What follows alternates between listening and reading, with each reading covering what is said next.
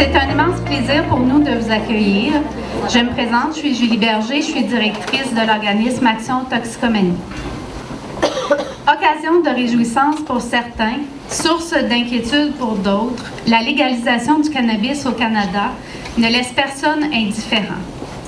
Mais quels sont les impacts réels de la consommation de cannabis chez les jeunes? Cette présentation propose d'alimenter de façon constructive un débat jusqu'à maintenant fort polarisé et vous fournira des connaissances utiles afin que vous puissiez vous forger un point de vue nuancé sur le sujet. Bien qu'elle soit légalisée prochainement, le cannabis est une drogue complexe, loin d'être banale. C'est l'une des raisons pourquoi Action Toxicomanie et l'association LEPA ont uni leurs forces afin de présenter une conférence pour mieux vous permettre de comprendre les impacts de la consommation de cannabis chez les jeunes. Sans plus tarder, laissez-moi vous présenter notre réputé conférencier. Dr Didier Jutras-Assouad est médecin psychiatre spécialisé en psychiatrie des toxicomanies et chercheur au centre de recherche du Centre hospitalier de l'Université de Montréal. Il est professeur agréé de clinique à l'Université de Montréal et est également affilié au Mount Sinai School of Medicine à New York. Il a contribué à développer l'unité de psychiatrie des toxicomanies au CHUM, un programme surspécialisé pour les personnes souffrant de toxicomanie et de comorbidité psychiatrique où il œuvre toujours.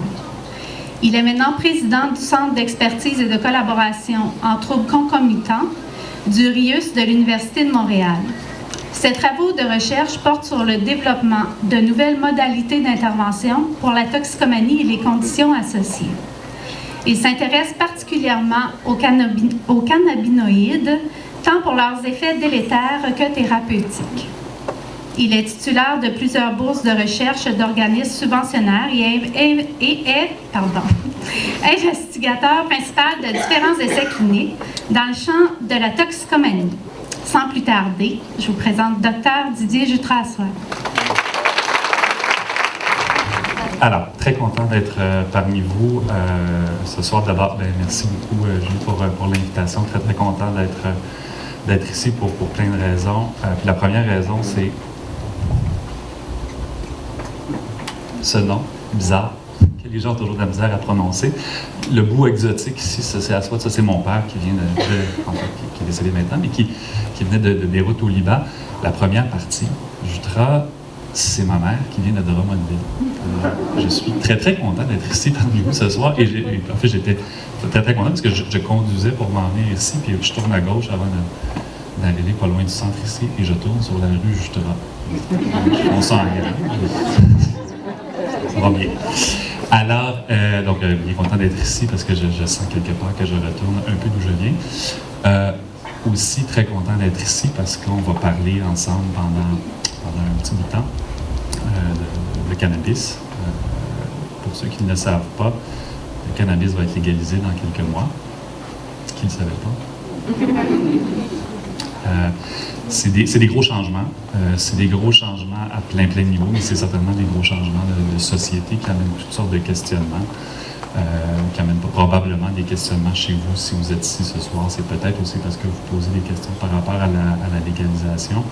Et donc, on va prendre le temps ensemble de parler de ce sujet-là qui, je pense, est extrêmement important à tout plein d'égards. Puis je vais vous parler un peu des différents aspects de la légalisation qui peuvent certainement poser question et pour lesquels peut-être vous aimeriez avoir de l'information. Je vais aujourd'hui, en fait, vous parler de cannabis. Je vais vous parler un peu certainement du projet de loi. Vous allez voir, on va en parler dans quelques instants. Je ne suis pas un avocat de moi ce soir, mais quand même, je pense que pour comprendre, pour parler de légalisation du cannabis, il faut savoir de quoi on parle. Alors, je vais vous parler un petit peu de ce que sont ces projets de loi-là. Je vais aussi vous parler de cette substance-là, qui est une substance qui est compliquée, mais qui en même temps, je dirais, est quand même assez fascinante. On comprend beaucoup mieux maintenant ce qu'est le cannabis. la plante, ce qui contient cette plante-là, mais aussi les effets que cette plante-là peut avoir sur les êtres humains. Puis ça, on va parler de ça ensemble. Et je vais aussi peut-être vous faire des propositions de certaines choses dont on peut vouloir parler avec des jeunes qui auraient eux-mêmes des questions par rapport au cannabis. Puis aujourd'hui, je ne suis pas là ici, en fait, pour vous dire comment le dire, puis les mots précis qu'il faut utiliser quand vient le temps de parler de cannabis avec vos jeunes, vos enfants, les élèves peut-être à qui vous enseignez, peut-être les clients ou les patients que vous rencontrez dans votre bureau, parce que j'ai quand même la profonde conviction que comme parents, enseignants, thérapeutes, travailleurs sociaux ou peu importe, vous êtes probablement la meilleure personne pour savoir quels sont les mots justes à utiliser pour vraiment arriver à avoir une discussion, je pense, qui peut être constructive avec un jeune qui se pose des questions sur le cannabis.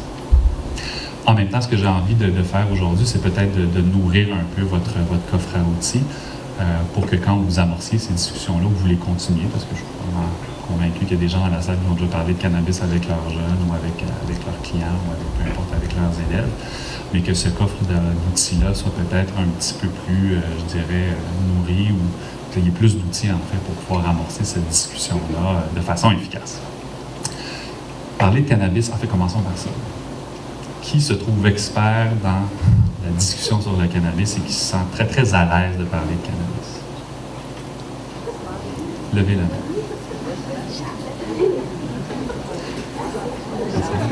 Moi-même, je ne lèverais pas la main. Parce que bien honnêtement, parler de cannabis, c'est vraiment, vraiment, vraiment pas facile. C'est pas facile parce que le cannabis, d'ailleurs, on va faire un exercice. Parler de cannabis, en fait, ça demande d'être capable de faire quelque chose que, et puis particulièrement les hommes comme moi ont beaucoup de mal à faire, c'est qu'il faut être capable de faire deux choses en même temps. Alors, on va commencer avec un exercice pour vous illustrer ce qui, à mon avis, le défi que pose le fait de parler de cannabis. Je vais vous demander tout le monde de prendre votre main droite, de la mettre sur votre tête, de mettre votre main gauche, de la mettre sur votre ventre. Je vais vous demander de taper doucement votre tête. Et de frotter tranquillement votre ventre. Changez. Frottez votre tête, tapez votre ventre. On change de côté encore. Alors, on fait ça pour 15 minutes. Alors, vous voyez un peu le principe. Parler de cannabis, ça demande d'être capable de parler de plusieurs choses en même temps. Puis ça demande aussi, comme personne qui veut parler de cannabis, d'être dans une posture ou dans une position où on est capable à la fois de réaliser que le cannabis, pour certaines personnes, dans certains contextes, c'est une substance comme d'autres substances qui peut amener un peu de plaisir ou des effets qui sont agréables. Ça veut dire être capable de parler de cannabis, ça veut aussi dire être capable de comprendre, de réaliser, puis de parler du fait que le cannabis, dans certaines circonstances, ça peut aussi être associé à des effets néfastes. Quand je le dis comme ça n'a pas l'air tellement compliqué, mais quand je regarde mes collègues, quand je regarde des scientifiques, quand je regarde des gens qui prennent position sur le cannabis dans les médias, force est de constater que c'est pas si facile que ça. Et d'ailleurs, c'est une des raisons pour lesquelles, à mon avis, c'est pas tellement facile de parler de cannabis, c'est aussi parce qu'on est inondé, je sais pas pour vous, là, mais quand on loue les journaux, puis je ne parle pas juste de revues scientifiques, là, je parle de peu importe le journal que vous lisez, là, on est inondé d'informations sur le cannabis. Toutes sortes d'informations, des informations qui vont de un côté, le cannabis, c'est un super médicament. Quand on consomme ça, on se sent bien. Ça traite toutes sortes de conditions. Le cannabis peut aider à traiter le cancer, peut aider à traiter toutes sortes de problèmes médicaux. À une autre position, où on dit le cannabis, ça va entraîner une épidémie de psychose. Tous nos jeunes vont devenir psychotiques quand ils consomment du cannabis. Et puis finalement, avec la légalisation, ça va être l'enfer sur Terre.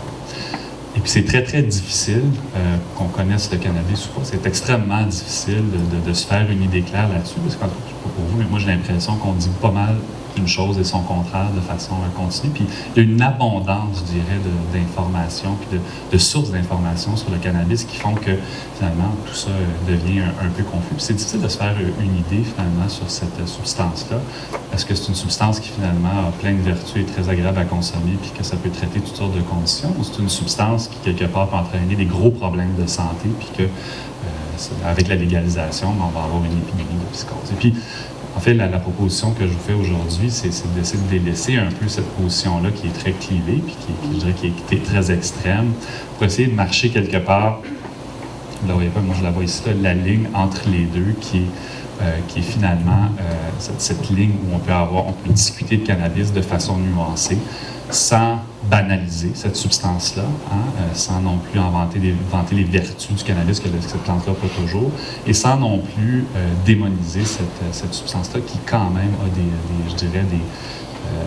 qui par certaines personnes peut être utilisée sans nécessairement avoir des effets extrêmement néfastes sur la santé. Et puis, cet équilibre-là n'est pas facile à atteindre, puis dans le fond, ce que j'espère aujourd'hui, c'est qu'en vous présentant un petit peu des informations sur le cannabis, vous soyez de plus en plus, ou ce soit un peu plus peut-être confortable d'être sur cette mince ligne-là qui est celle d'avoir de l'information qui est juste sur le cannabis, puis de pouvoir en parler de façon efficace. Ça vous va? Ça tombe bien. Ma présentation est parfaite. D'abord, petite mise au point qu'on va parler un peu avant de parler du cannabis lui-même et de ses effets sur la santé. Un petit rappel. D'abord, le cannabis n'est pas encore légalisé. Donc, en théorie, cette substance-là, si vous la consommez, vous faites prendre avec du cannabis sur vous, en théorie, il pourrait y avoir des conséquences légales. Autre élément aussi qui est important de savoir, c'est que c'est aussi une substance qui est très, très, très fréquemment consommée. Je vais vous présenter des données dans quelques instants pour le Québec. Mais ce qu'il faut savoir, c'est que c'est donc la substance illicite qui est la plus fréquemment consommée un peu partout à travers le monde. Que vous alliez en Europe, aux États-Unis, au Canada, ou peu importe dans le monde, c'est la substance illicite la plus fréquemment consommée. Vous voyez un peu, puis c'est pour ça qu'on parle de changement de statut légal du cannabis, c'est qu'actuellement, donc, l'importation, la production est passible d'emprisonnement, mais ce qu'il faut savoir, c'est que aussi la possession simple. Donc, le simple fait d'être pris avec une quantité de cannabis sur vous, là, sans nécessairement que vous en fassiez le trafic, de le vendre ou peu importe. Juste, par exemple, vous êtes un utilisateur de cannabis, vous avez quelques grammes de cannabis sur vous, vous faites arrêter par la police. En fait, vous pouvez avoir des conséquences sur le plan criminel. Ce qui m'amène à vous parler un peu du projet de loi.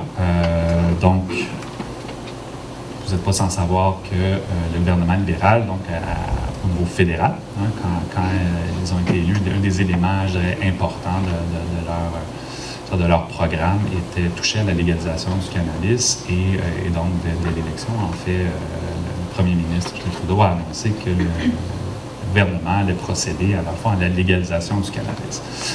Évidemment, on parle ici pas simplement de décriminaliser, donc d'enlever les peines criminelles associées au cannabis, mais on parle aussi de légaliser cette substance-là et de faire en sorte que, donc, si vous faites prendre avec, par exemple, éventuellement, après la légalisation, si vous faites arrêter par la police et vous avez du cannabis sur vous, évidemment, si vous êtes un adulte, à ce moment-là, il n'y aura pas de conséquences sur le plan légal.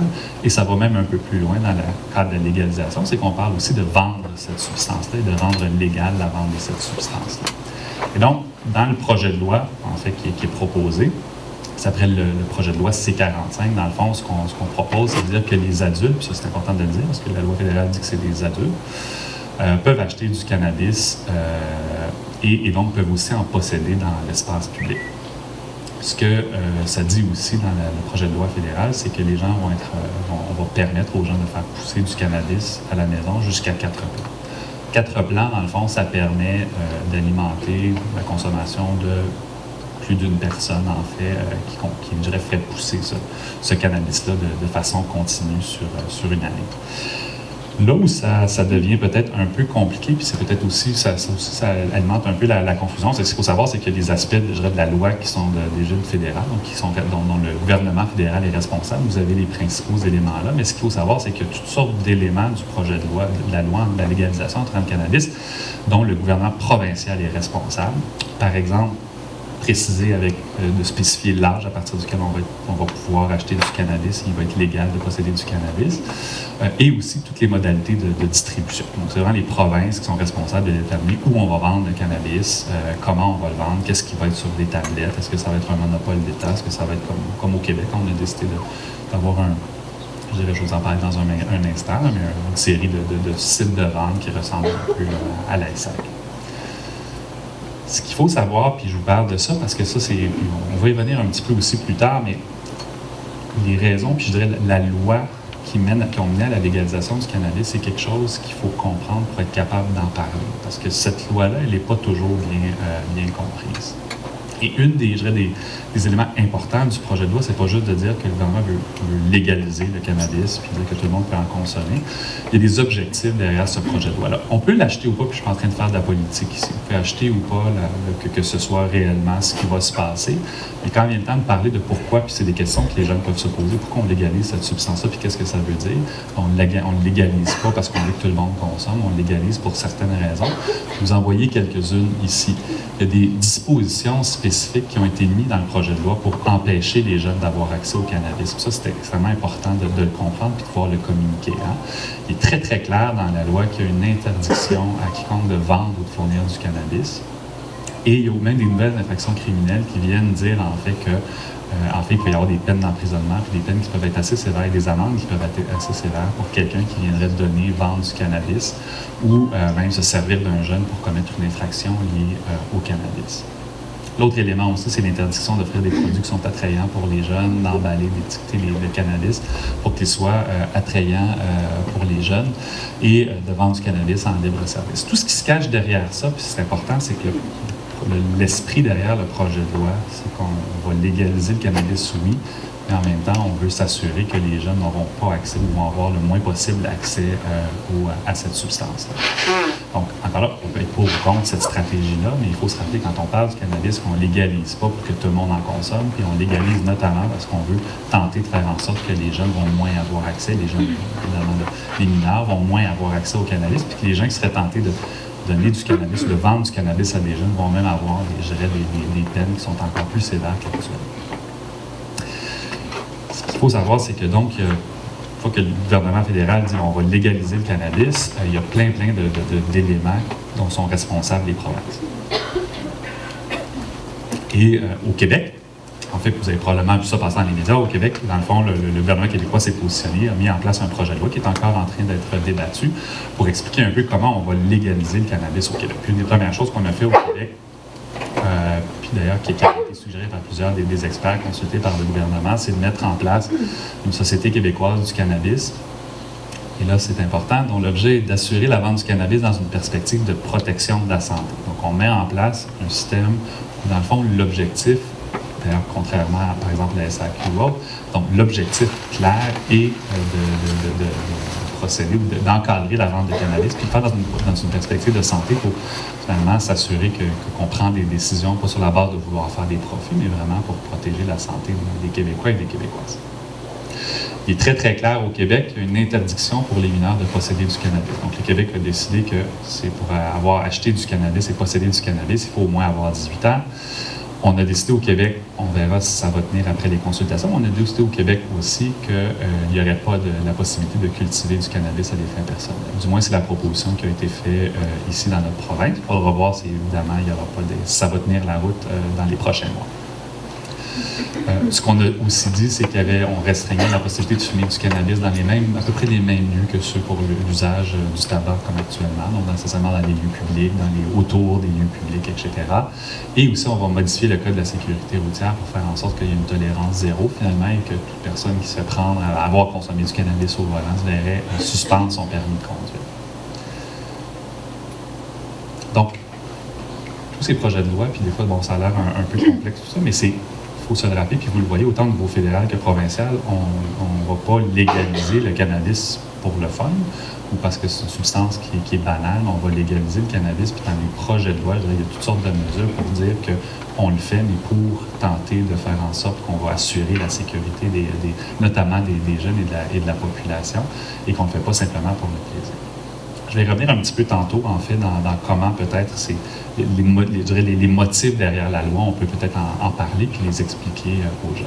Et d'abord, passons au vif du sujet, puis c'est peut-être des inquiétudes que certaines personnes ont ici dans la salle, c'est certainement des inquiétudes, des questions que j'ai constamment maintenant pratiquement au quotidien, que ce soit mes patients à l'hôpital, que ce soit des collègues, que ce soit des collègues psychiatres, que ce soit des chercheurs, que ce soit quand je donne des conférences comme celle-ci, les gens s'inquiètent beaucoup.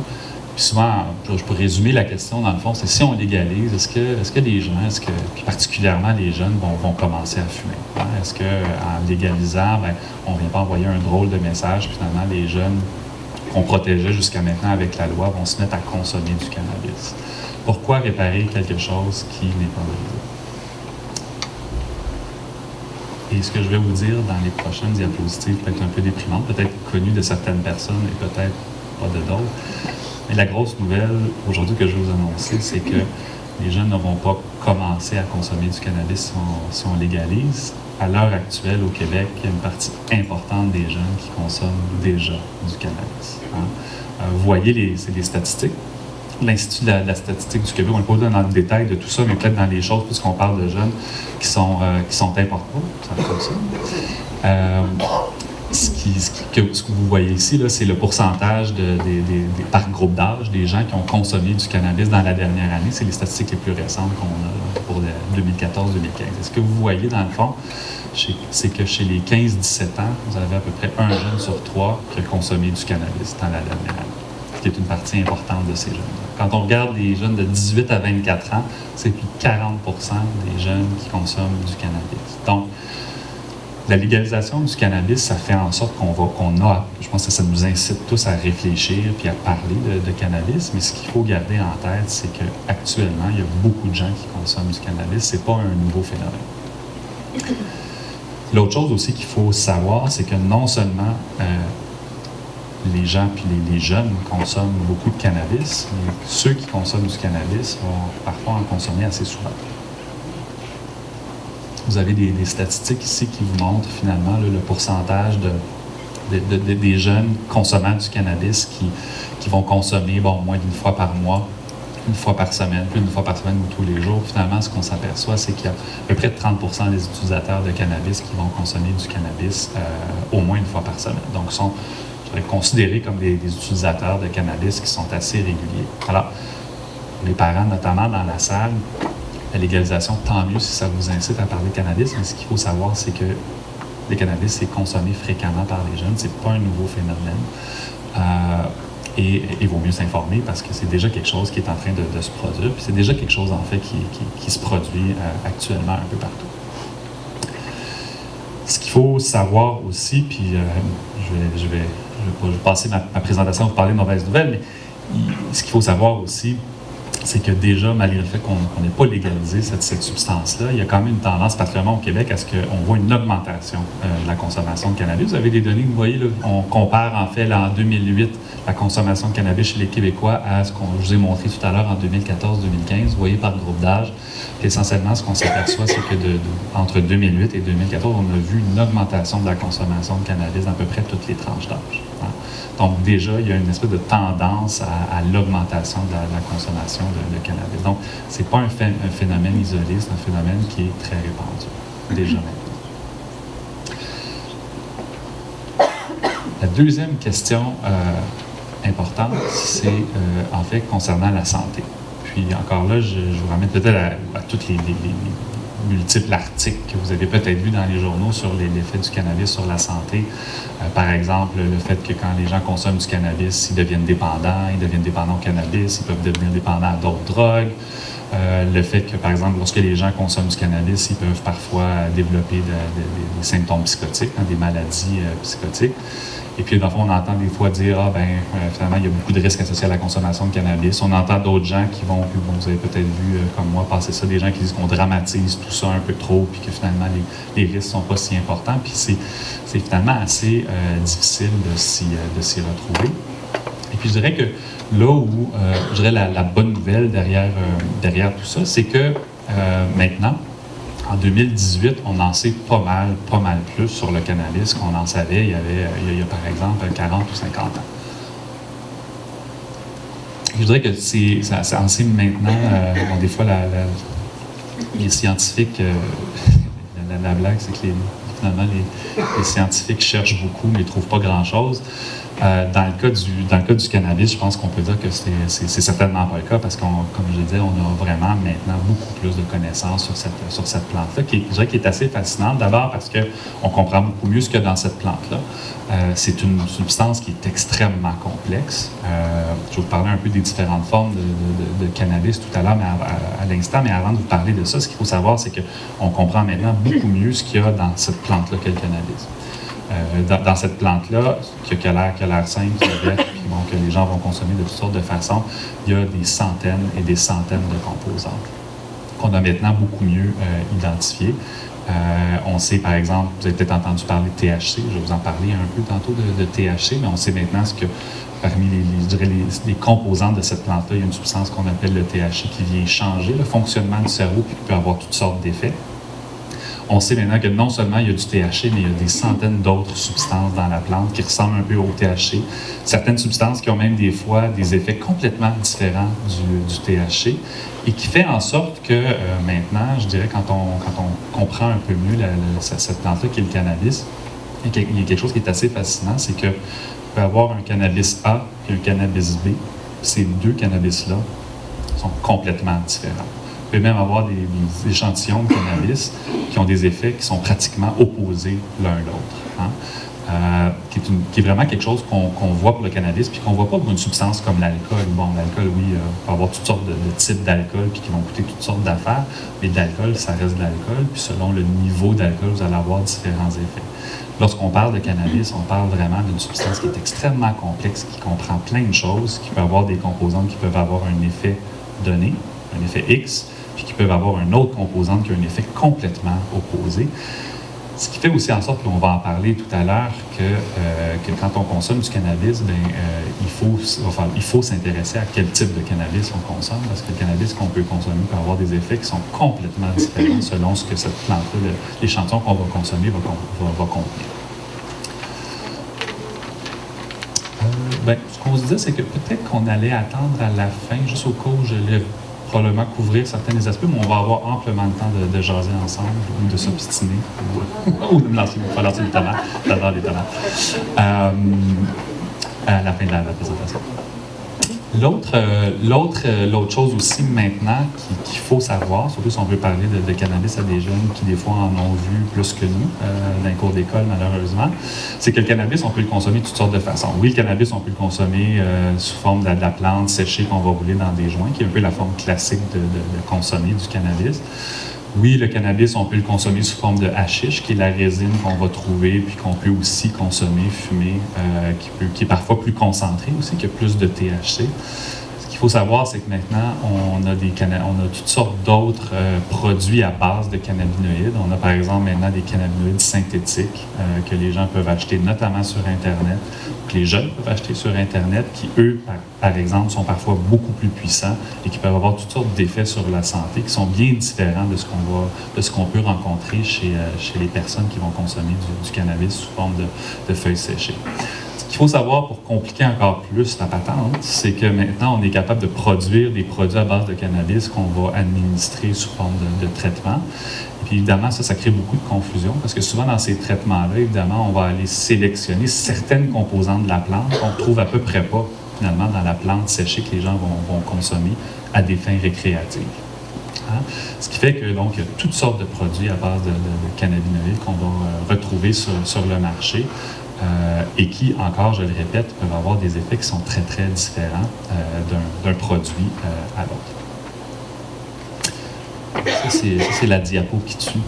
Est-ce que ça a l'air d'une diapo de scientifique. Mais dans le fond, ce que j'essaie d'illustrer par là, puis ça vaut peut-être même pas la peine de lire le détail de ça, et puis surtout pas apprendre, il n'y a pas de questions courtes à la fin de la présentation. Essentiellement, c'est pour vous illustrer comment on comprend maintenant beaucoup plus de choses sur le cannabis. Vous avez par exemple, quelques exemples des cannabinoïdes qu'on retrouve dans la plante. Puis ça, c'est à peu près, c'est même pas 10% des substances qu'on va retrouver dans la plante. Hein. Donc maintenant, on a identifié toutes sortes de types de cannabinoïdes, donc de substances qu'on trouve naturellement dans le cannabis. Des substances comme le THC, par exemple, dont je vous ai parlé, donc on va parler beaucoup aujourd'hui ensemble, qui peut avoir des effets psychoactifs, puis qui peut aussi être associé parfois à des effets délétères. Mais on en retrouve donc des centaines de cannabinoïdes dans cette plante-là. Ce qu'on sait aussi maintenant, c'est que parfois, pour faire de la recherche, mais parfois aussi dans des laboratoires qui tentent de mettre des nouvelles drogues sur le marché, on est capable de produire des cannabinoïdes de façon synthétique, ce qui veut dire qu'il y a des laboratoires qui arrivent à créer des substances à base de cannabinoïdes qui ressemblent beaucoup à ce qu'on trouve dans la plante, mais qu'on va mettre dans des produits que les gens peuvent utiliser, puis auxquels parfois on peut voir des problèmes de santé importants en cas d'intoxication. Là où ça devient un peu plus fascinant, ce qui va m'amener à vous parler un petit peu de toxicomanie et de santé mentale, c'est qu'on a maintenant aussi beaucoup mieux compris comment les composantes qu'on retrouve dans le cannabis vont avoir un effet sur le cerveau. Et puis ça, c'est vraiment un des exemples, je pense, des grandes découvertes de la science des dernières années. Dans le fond, c'est qu'on s'est aperçu que, oui, en fait, le THC est probablement la substance qui est associée au plus d'effets du cannabis chez les gens, notamment des effets qui ne sont pas toujours positifs sur la santé. Puis maintenant, on comprend aussi beaucoup mieux comment ce composé-là, le THC, va venir changer le fonctionnement du cerveau pour avoir des effets chez un être humain. Et puis, je vous annonce que vous avez tous ici un système endocannabinoïde. Que vous ayez ou pas consommé du cannabis avant d'entrer ici dans la salle, vous avez ce qu'on appelle un système endocannabinoïde. Le système endocannabinoïde, dans le fond, c'est panoplie, je dirais, de substances chimiques qui sont en circulation dans votre cerveau. C'est aussi, je dirais, des parties de toutes les neurones. Les neurones, c'est les cellules que vous avez dans votre cerveau et vous avez différents, je dirais, récepteurs qu'on va retrouver sur ces neurones-là puis qui vont faire en sorte que votre cerveau va fonctionner relativement normalement. Le système endocannabinoïde, dans le cerveau de tout le monde ici qui n'a pas consommé de cannabis, ça a pour but de faire en sorte que vos neurones, les cellules dans votre cerveau vont fonctionner relativement de façon stable, puis que par exemple, si vos neurones s'excitent un peu trop, le système endocannabinoïde est je dirais, des systèmes dans votre cerveau qui fait en sorte que vos neurones ne vont pas trop s'exciter. Le système endocannabinoïde est donc extrêmement important dans le fonctionnement de votre cerveau normal. Puis ça s'applique autant quand vous êtes un enfant, quand vous êtes un fœtus, que quand vous êtes un adulte. Ce qu'on a maintenant compris, c'est que le cannabis puis les substances qui sont contenues dans le cannabis vont venir jouer avec le système endocannabinoïde et modifier comment fonctionne ce système-là pour venir changer comment vos neurones vont fonctionner.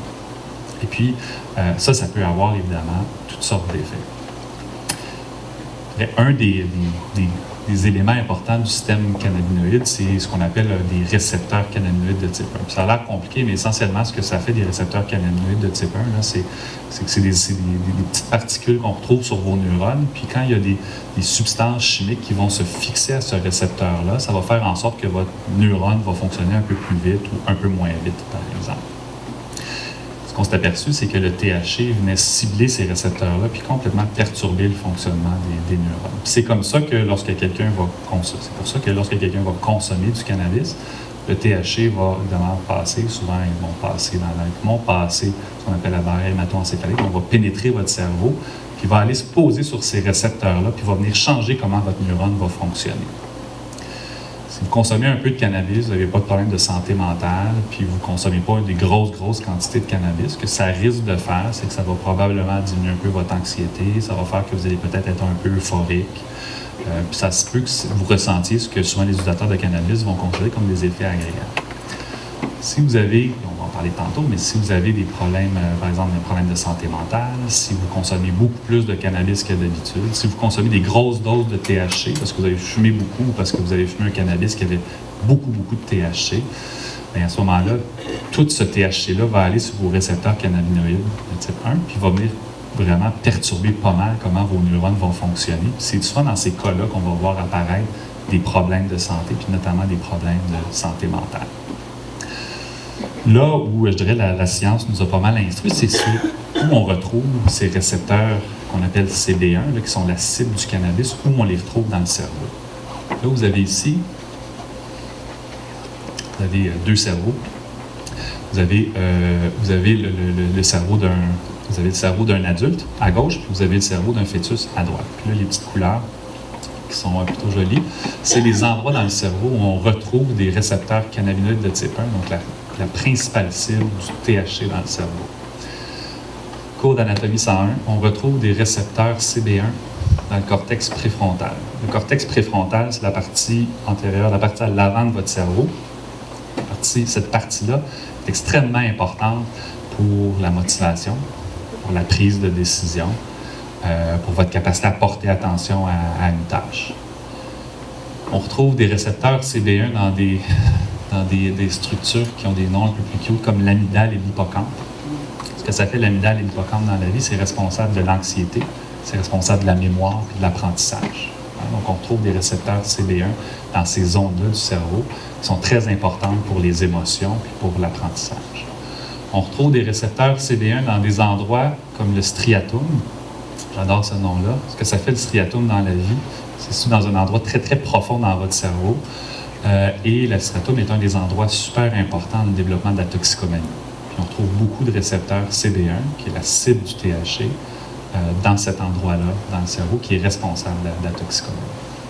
Donc, vous voyez un petit peu venir, vous retrouvez des récepteurs CB1 qui sont la cible du THC dans des endroits du cerveau qui sont extrêmement importants pour la mémoire, l'apprentissage, pour les émotions, pour la prise de décision, puis pour la toxicomanie. L'autre élément aussi qui est important de savoir, c'est qu'on retrouve ces récepteurs-là, même dans le cerveau du fœtus. Donc, vous avez un cerveau d'un bébé dans le ventre de sa mère, puis on retrouve ces récepteurs-là. Dont je vous parlais tantôt, le système endocannabinoïde est un système qui déjà, même chez le bébé dans le ventre de sa mère, a un rôle important dans comment le cerveau va fonctionner. Qui, évidemment, lorsqu'on ne consomme pas de cannabis, a un rôle important, puis c'est tout à fait normal d'avoir ce système endocannabinoïde-là sur nos neurones et dans notre cerveau.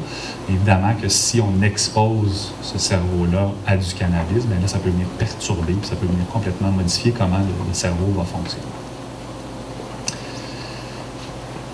Avant de vous parler, des fois les gens m'accusent de souffler le chaud et le froid en même temps, mais avant de vous parler évidemment des problèmes de santé qu'on peut voir apparaître lorsque quelqu'un va consommer du cannabis, puis va venir perturber le fonctionnement de ce cerveau-là comme ça, il faut quand même se rappeler ce que les études nous montrent, que sont notamment les effets du cannabis chez la plupart des gens.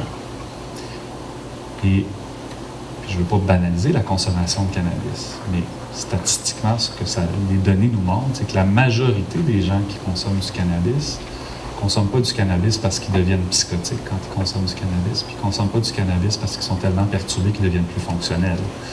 La majorité des gens qui consomment du cannabis vont essentiellement avoir des effets qu'on dit relativement agréables. Ça va avoir un effet relaxant, ça va entraîner une perte de conscience du temps, ça va faire en sorte qu'ils vont avoir un sentiment d'euphorie qui est perçu de façon agréable. Puis c'est important, il faut être capable d'accepter ça.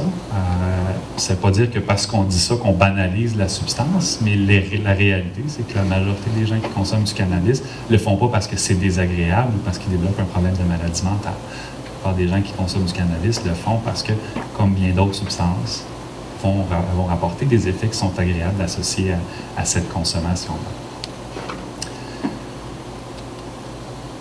Cela étant dit, puis quand je vous disais tantôt la mince ligne, c'est on va un peu d'un bord, on va un peu de l'autre, donc on dit bien, le cannabis, oui, ça peut avoir des effets agréables, mais en même temps, le cannabis, parfois, ça peut faire en sorte qu'on va avoir des problèmes associés à cette consommation-là.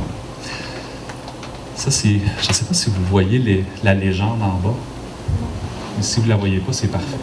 Forcez-vous pas. En fait, c'est une étude qui a été faite aux États-Unis parmi des dizaines de milliers de personnes. Dans le fond, ce qu'on a fait, c'est un sondage auprès de ces personnes-là où on les questionnait sur leur consommation de substances, puis on les questionnait aussi sur est-ce qu'ils avaient ou pas développé des problèmes de dépendance associés à ces différentes substances-là. Et dans cette étude-là, dans le fond, ce qu'on a regardé, c'est 4 substances. La nicotine, qu'on trouve dans les produits du tabac,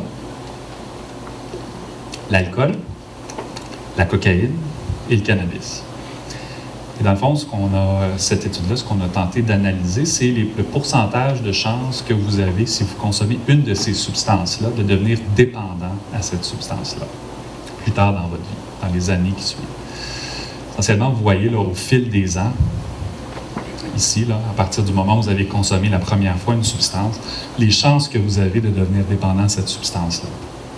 La substance en haut, ici, que vous voyez, là, c'est plus de la moitié des gens qui consommaient cette substance-là, les carrés blancs. Là. Plus de la moitié des gens devenaient dépendants à cette substance-là. Les deux substances du milieu, là, les triangles et les ronds noirs, essentiellement, les gens, c'est à peu près 20 à 30%, à peu près le quart des gens là, qui développaient une dépendance associée à cette substance-là. Et vous avez la substance du bas ici, où on a à peu près 10%, 9-10% des gens qui développaient une dépendance à cette substance-là quand ils allaient consommer cette substance-là. Question quiz. C'est quoi la substance en haut qui est plus de 50%? Les anciens fumeurs ou des... Effectivement, la nicotine est la substance la plus addictive de loin. Dans certaines études, c'est comparable même à des substances comme l'héroïne, qui est probablement une des substances les plus addictives qu'on rencontre dans la rue. Vous avez l'alcool et la cocaïne qui sont ici dans le milieu. On parle à peu près d'une personne sur 4 qui vont éventuellement développer des problèmes lorsqu'ils s'exposent à cette substance-là. Puis vous avez le cannabis qui est environ à 10%. Qu'est-ce que ça veut dire, ça? C'est que c'est à peu près une personne sur 10 ou 11 qui s'expose au cannabis qui va développer des problèmes associés ou devenir dépendant à cette substance-là. Une personne sur 10 ou 11, il y a plein de façons de le voir. Hein? Une personne sur 10 ou 11, on s'entend que ce n'est pas la substance la plus addictive qu'on a. C'est une substance qui est moins addictive que deux autres substances qui sont actuellement légales, puis qui jusqu'à récemment même étaient assez... Même il y avait beaucoup de promotion pour ces substances-là. Là. C'est plus le cas pour la nicotine, c'est encore un peu le cas pour l'alcool. Donc le cannabis est une substance qui est moins addictive que ces substances-là. Une personne sur 11, tout de même, lorsque vous regardez ça, là, vous vous rappelez tantôt, je dis à peu près 40% par exemple des jeunes en 18-24 ans qui ont consommé du cannabis. On sait par exemple chez les Canadiens que c'est à peu près 45% des Canadiens qui vont s'exposer au cannabis, qui vont consommer du cannabis. Faites les calculs rapides avec moi, vous avez une personne sur 11 de 40-45% de la population. Vous retrouvez avec 3, 4, 5% des gens, la population canadienne, qui va devenir dépendant au cannabis. Donc le cannabis, c'est une substance qui est pas tellement addictive comparée à d'autres substances. Il y a tellement de gens qui consomment du cannabis qu'effectivement, on a un grand nombre de Québécois ou de Canadiens qui vont devenir dépendants à cette substance-là. Donc encore là, c'est comme un peu, vous savez, on est dans une zone grise. Est-ce que le cannabis n'est pas du tout addictif? Puis il y a des gens qui disent, mais le cannabis, ça ne peut pas entraîner de toxicomanie. C'est pas vrai. Le cannabis, on a une partie importante des gens quand même qui consomment du cannabis qui vont devenir dépendants à cette substance-là, dépendants donc qui vont avoir de la misère à se passer de cette substance-là, qui ne seront pas capables d'arrêter, qui vont avoir toutes sortes de problèmes associés à cette substance-là, ce qu'on appelle une toxicomanie. Mais en même temps, le cannabis est quand même, c'est pas la majorité des gens qui consomment du cannabis qui vont devenir dépendants à cette substance-là. Ça va? Ça vous surprend? Dans quel sens? Plus addictif. Okay. D'autres? Tout le monde pensait que c'était plus addictif que ça? Alors, la question quiz, puis je vole le show parce que je vous en parlais un petit peu tout à l'heure, mais essentiellement, ce qu'il faut savoir, c'est qu'il y a certains facteurs qui font en sorte que quelqu'un qui consomme du cannabis a plus de chances de devenir dépendant. Si on regarde la consommation, puis je vais vous en reparler tantôt, mais si on regarde les mêmes statistiques, mais chez les jeunes, on parle de probablement quelqu'un qui commence à consommer du cannabis alors qu'il est jeune, 12, 13, 14, 15 ans. À ce moment-là, le risque de devenir dépendant n'est pas de 1 sur 11, mais plus autour d'une personne sur 6. Donc, plus on commence à consommer jeune, plus on a de chance de développer une dépendance. L'autre grande inquiétude, puis bon, je ne sais pas s'il y a des enseignants dans ça. Quelques-uns, probablement des intervenants qui travaillent aussi avec des élèves ou des gens en milieu scolaire. L'autre grande inquiétude, c'est en fait l'effet du cannabis sur les fonctions cognitives. Est-ce que les gens qui consomment du cannabis sont capables d'apprendre, de se rappeler des choses? Il y a des gens par ailleurs qui disent le cannabis, ça a l'air d'aider les jeunes qui ont un TDAH. Qu'est-ce qui est vrai dans tout ça? Qu'est-ce qui n'est pas vrai? Alors, encore là, puis je pense que c'est important, quand on regarde les données scientifiques, il y a des choses qu'on sait, puis il y a des choses qu'on ne sait pas encore. qu'il va falloir savoir. Dans les choses qu'on sait, c'est que si je prends la moitié de la salle ici, puis que je vous fais tous fumer du cannabis, puis que je vous fais faire des tests sur un ordinateur pour mesurer vos fonctions cognitives, mesurer votre mémoire, votre attention, votre capacité à prendre des bonnes décisions, puis que je vous compare au groupe de droite, de gauche, votre gauche, à qui je ne fais pas fumer de cannabis, puis vous faites les mêmes tests, le groupe ici, à ma droite, va performer mieux que le groupe de gauche qui a consommé du cannabis. Donc, de façon générale, quand quelqu'un consomme du cannabis, ses fonctions cognitives sont un peu moins bonnes. Moins bonne attention, moins bonne mémoire, capacité de prendre des bonnes décisions qui est moins bonne. Ça, c'est quelque chose qu'on sait. Est-ce que ça veut dire que tout le monde qui prend du cannabis a vraiment des gros problèmes de fonction cognitive? Non, mais quand on prend l'ensemble des gens qui prennent du cannabis, ces gens-là ont performent moins bien sur le plan cognitif. Puis donc, si on prend un groupe de jeunes qui consomment du cannabis, ce groupe-là fonctionne moins bien, puis a des moins bonnes mémoires, moins bonne attention, aussi plus de chances de moins bien fonctionner à l'école. Là où ça se complique un peu, c'est qu'est-ce qui arrive quand les gens arrêtent de consommer. Et puis, là, je dirais qu'on n'a pas encore toutes les données, puis on n'a pas de consensus chez les scientifiques pour vraiment savoir avec précision ce qui va se passer. On a certaines études qui semblent nous montrer que chez certaines personnes, quand ils vont consommer du cannabis, même s'ils arrêtent de consommer du cannabis, ça va prendre un certain temps avant de revenir à la normale. Puis dans le fond, les indices qu'on a actuellement, c'est que si quelqu'un consomme du cannabis tôt dans sa vie, donc on parle pas de quelqu'un de 45 ans, même si quelqu'un de 45 ans est encore très jeune, mais si quelqu'un commence à consommer du cannabis, par exemple, à l'adolescence ou dans l'enfance, et que cette personne-là consomme du cannabis de façon assez intensive et pendant un bout de temps, cette personne-là ou ce jeune-là a plus de chances, s'il arrête de consommer du cannabis, de continuer à avoir des problèmes au niveau de la mémoire et de l'attention, puis que ça prenne plus de temps avant de revenir à la normale.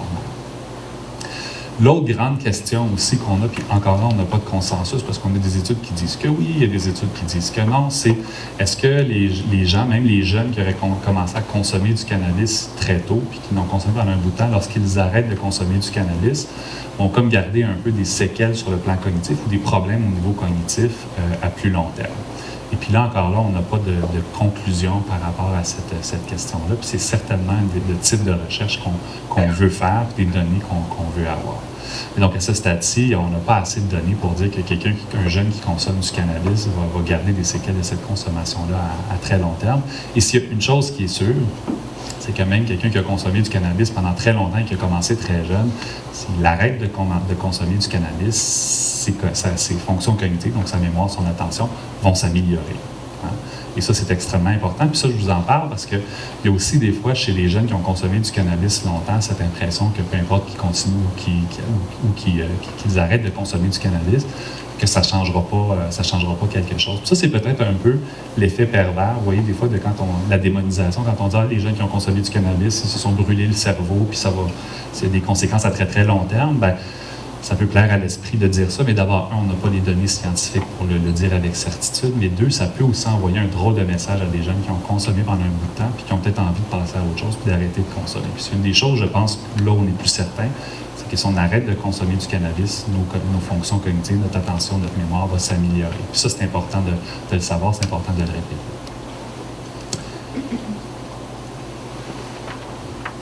Parlons de psychose. La psychose, ça fait peur. D'abord, est-ce que tout le monde sait ce que c'est la psychose? Vous avez une bonne idée? Donc, essentiellement, la psychose, toutes sortes de façons de l'expliquer, mais la psychose, ça peut survenir pour toutes sortes de raisons, parce qu'on a une maladie qui nous porte à avoir des épisodes de psychose, ça peut être parce qu'on a consommé des substances, ça peut être parce qu'on a toutes sortes de maladies, mais qui peut faire en sorte, dans le fond, qu'on va perdre contact avec la réalité.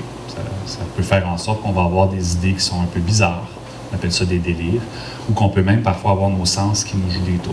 On peut par exemple entendre des bruits alors qu'il n'y en a pas, entendre des voix alors qu'il n'y a personne autour de nous, voir des choses que les autres ne peuvent pas voir. Puis dans le fond, qui est vraiment le fruit là, d'une perturbation, d'un changement dans le fonctionnement du cerveau qui va faire qu'on va avoir ces symptômes-là qui ne représentent pas la réalité, puis qui sont un peu à côté de la réalité.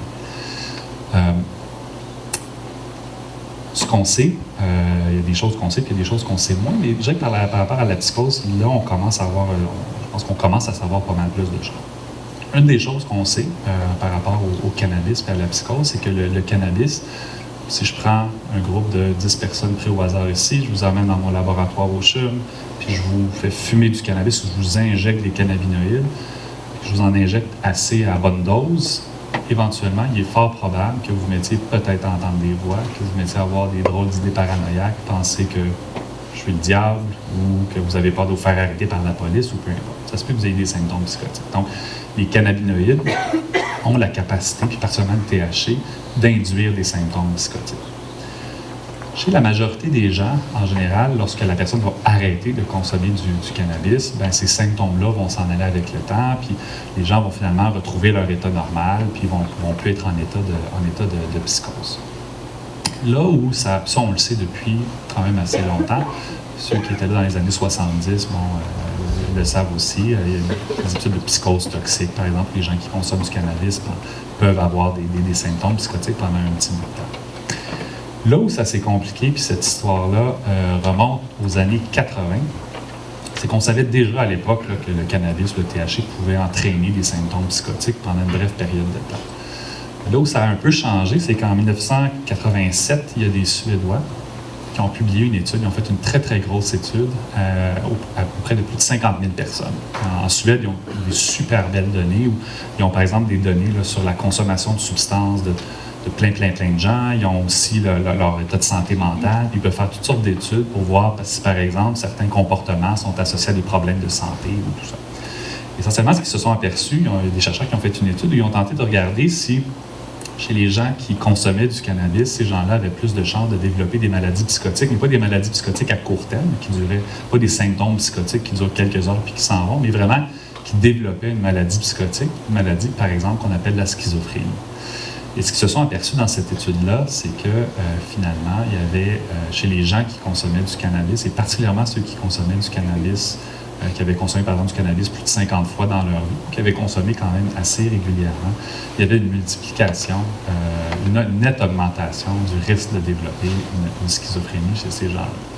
Et donc, ça a amené à beaucoup d'inquiétudes dans la communauté, partout des gens dans la communauté scientifique, un peu partout à travers le monde, les cliniciens, les psychiatres, les psychologues, tout le monde s'inquiétait évidemment beaucoup de cette étude-là qui montrait que finalement, quand les gens consomment du cannabis, ils ont plus de chances de développer une schizophrénie. Et il y a d'autres groupes à travers le monde qui se sont intéressés à ça, d'autres groupes de recherche, puis qui ont refait la même étude, des études en Nouvelle-Zélande, des études aux États-Unis, des études en Europe, qui toujours montrent la même chose. Lorsqu'on regarde les personnes qui ont consommé du cannabis, puis qu'on les compare à ceux qui n'ont pas consommé de cannabis, ceux qui ont consommé du cannabis ont plus de chances de développer une maladie psychotique comme la schizophrénie. Maintenant, l'autre constat, qui est aussi très, très clair, c'est que la majorité des gens qui consomment du cannabis ne développent pas de schizophrénie. Hein? La grande majorité des gens donc, qui sont des consommateurs de cannabis ne deviennent pas psychotiques et ne vont pas développer cette maladie-là. Ce qui a fait en sorte qu'il y a beaucoup de recherches qui ont été faites dans les dernières années pour un peu mieux comprendre comment ça se fait qu'on voit que le cannabis, clairement, chez les consommateurs de cannabis, il y a plus de schizophrénie et qu'en même temps, la majorité des gens qui consomment du cannabis ne vont pas développer de schizophrénie. Ce qui nous a amené un peu à conclure, puis je dirais qu'il y a quasiment un consensus maintenant dans la littérature scientifique, chez les scientifiques et les experts, sur l'idée que le cannabis est un des ingrédients qui peut mener à une schizophrénie.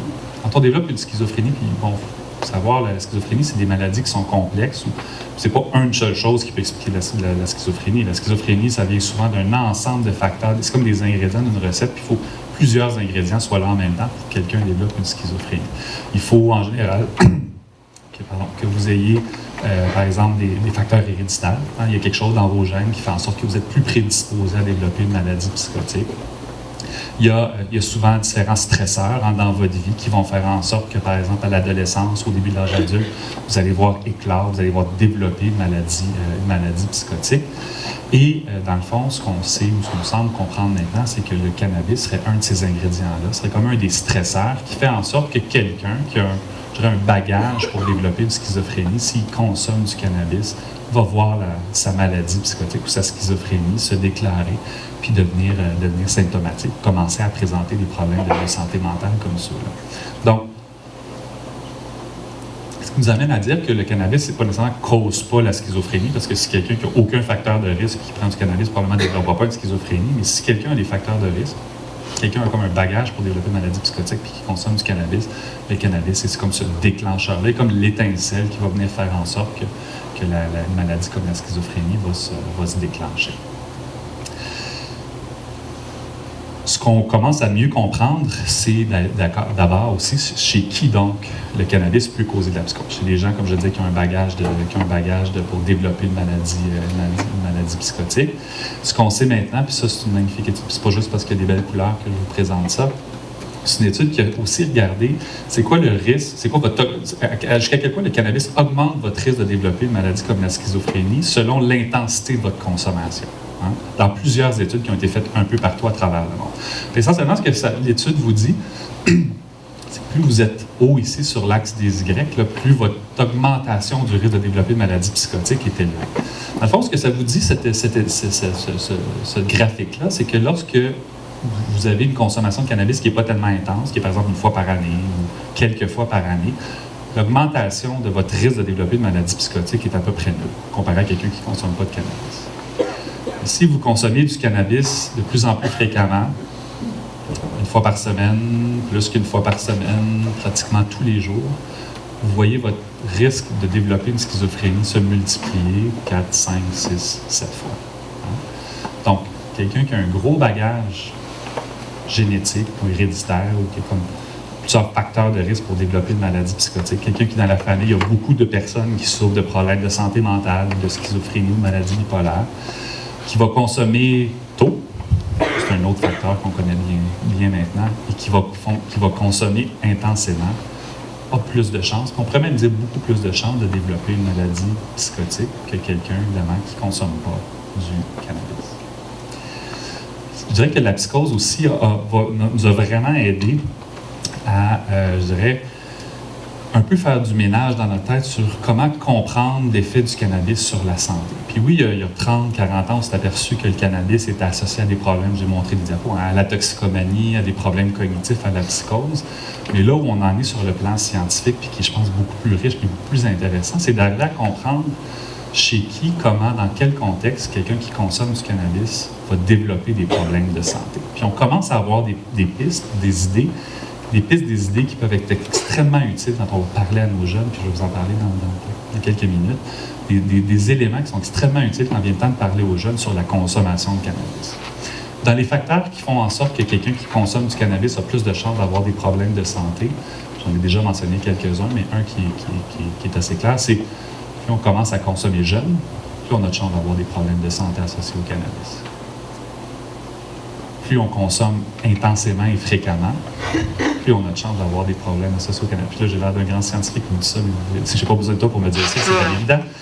Mais des fois, on aime démontrer des choses qui sont évidentes, mais essentiellement, donc, quand on consomme intensément, on a plus de chances d'avoir des problèmes associés au cannabis. On a certaines études qui nous montrent que si on consomme du cannabis avec beaucoup de THC, avec des hautes concentrations en THC, on a plus de chances d'avoir des problèmes de santé associés au cannabis.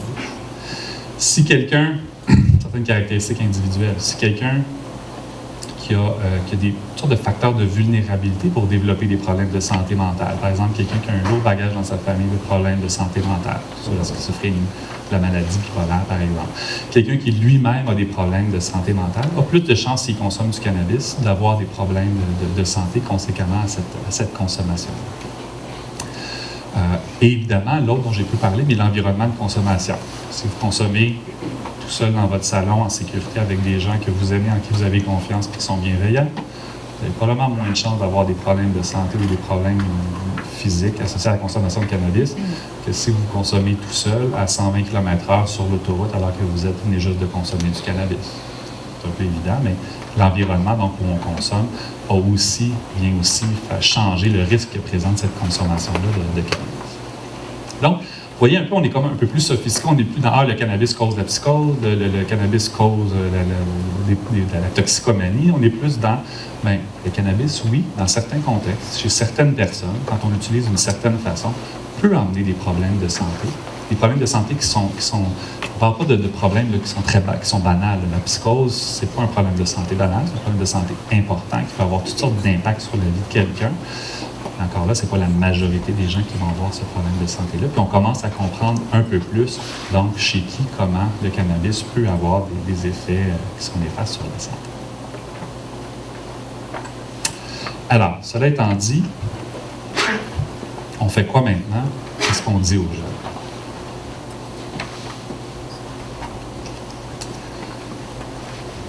Bien, en fait, la proposition que je vous fais, c'est de dire pas plus, pas nécessairement moins que ce que je viens de vous dire jusqu'à maintenant. Je pense qu'il faut avoir confiance en nos jeunes à comprendre, dans le fond, l'information. La question maintenant, évidemment, c'est comment le faire. Je vous propose quelques suggestions d'ingrédients pour faire en sorte qu'après la légalisation du cannabis, je sais qu'on va mettre des ingrédients gagnants pour s'assurer que les choses se passent pas trop mal. Je vais vous parler de ces différents éléments-là. On va parler de l'information, de la sensibilisation. Je vais vous parler un peu de prévention, d'intervention qui sont ciblées. Je vais vous parler des modalités d'encadrement. Puis on va vous parler un petit peu je vais vous parler un petit peu de qu'est-ce qu'il va nous falloir comme données ou comme information pour arriver à bien faire les choses. Parlons un peu d'information et de sensibilisation. Et puis je dirais que ce qui va influencer beaucoup, ce qui se cache derrière beaucoup ce que je vais vous dire dans les prochaines minutes, c'est vraiment tenter de garder cet équilibre-là entre banalisation et entre démonisation. Des choses qu'il faut garder en tête, c'est pas moi qui l'ai démontré, mais vient des chercheurs à travers le monde, c'est que la perception des jeunes a une influence sur les comportements de consommation. La façon, puis c'est les jeunes, mais je me suis les moins jeunes, quand on banalise une substance, en général, c'est associé à un profil de consommation qui est plus problématique ou une consommation qui est plus fréquente.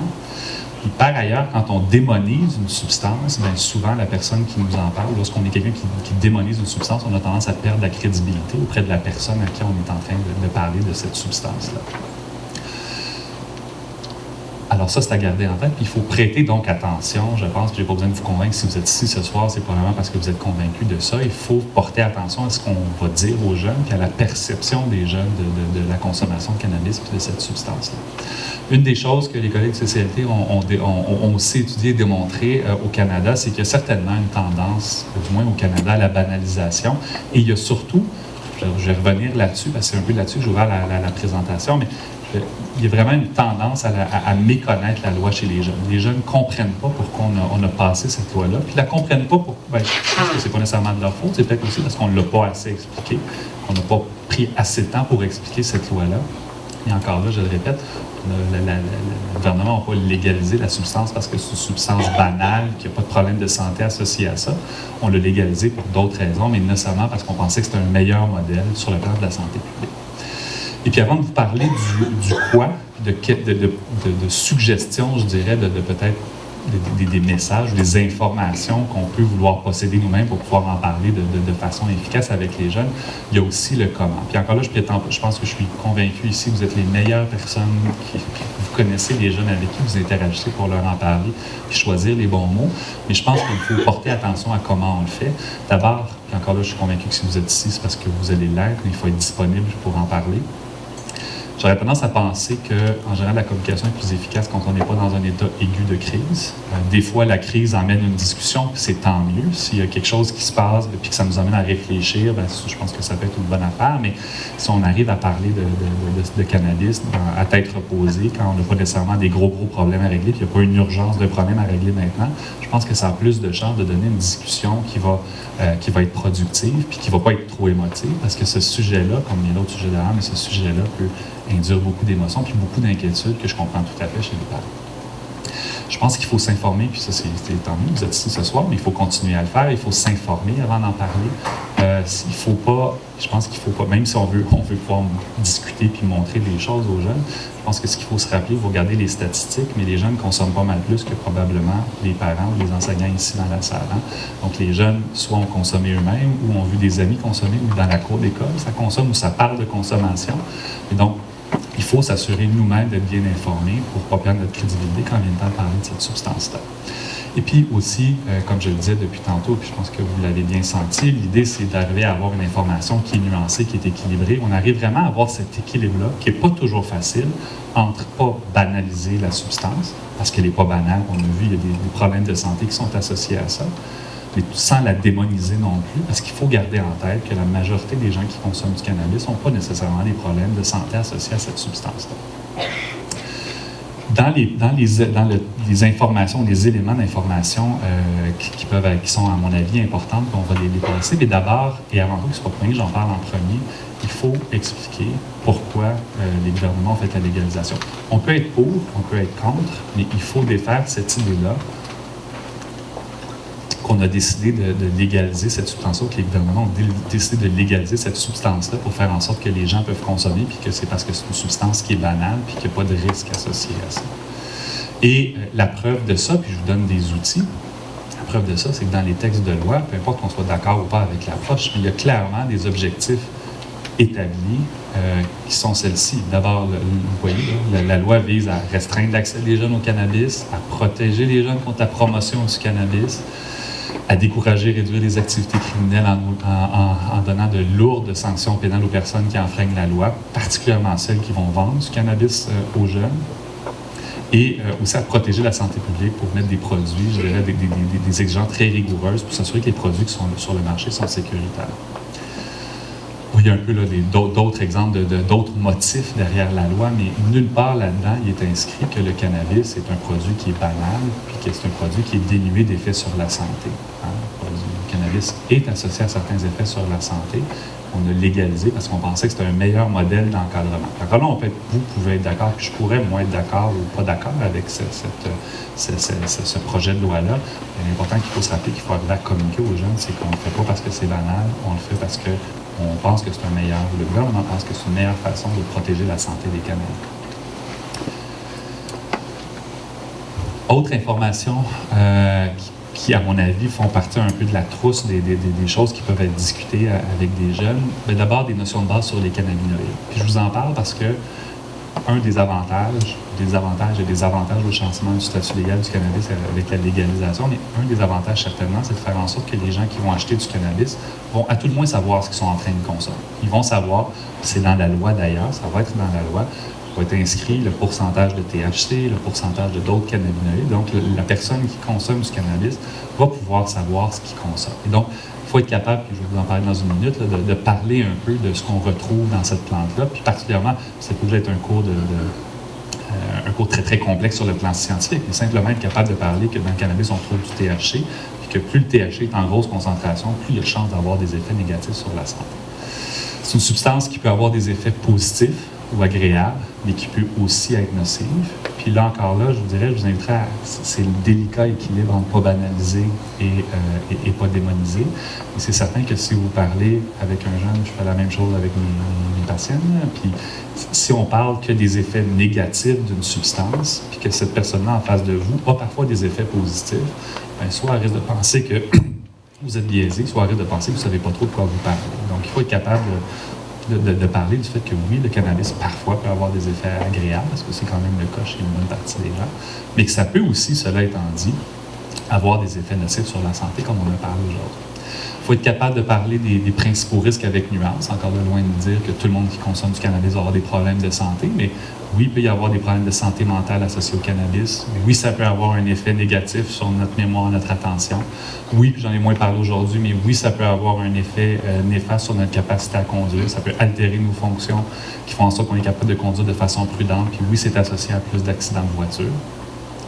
Et il faut aussi être capable de parler de tous les facteurs qui font en sorte que quelqu'un a plus de chances de développer des problèmes de santé. Hein.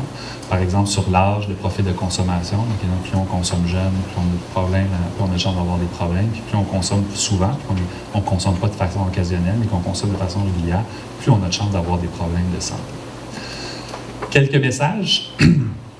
D'abord, il faut se rappeler que c'est pas parce que le cannabis est légal qu'on est obligé d'en consommer. On peut. Je veux dire, il n'y a aucune obligation.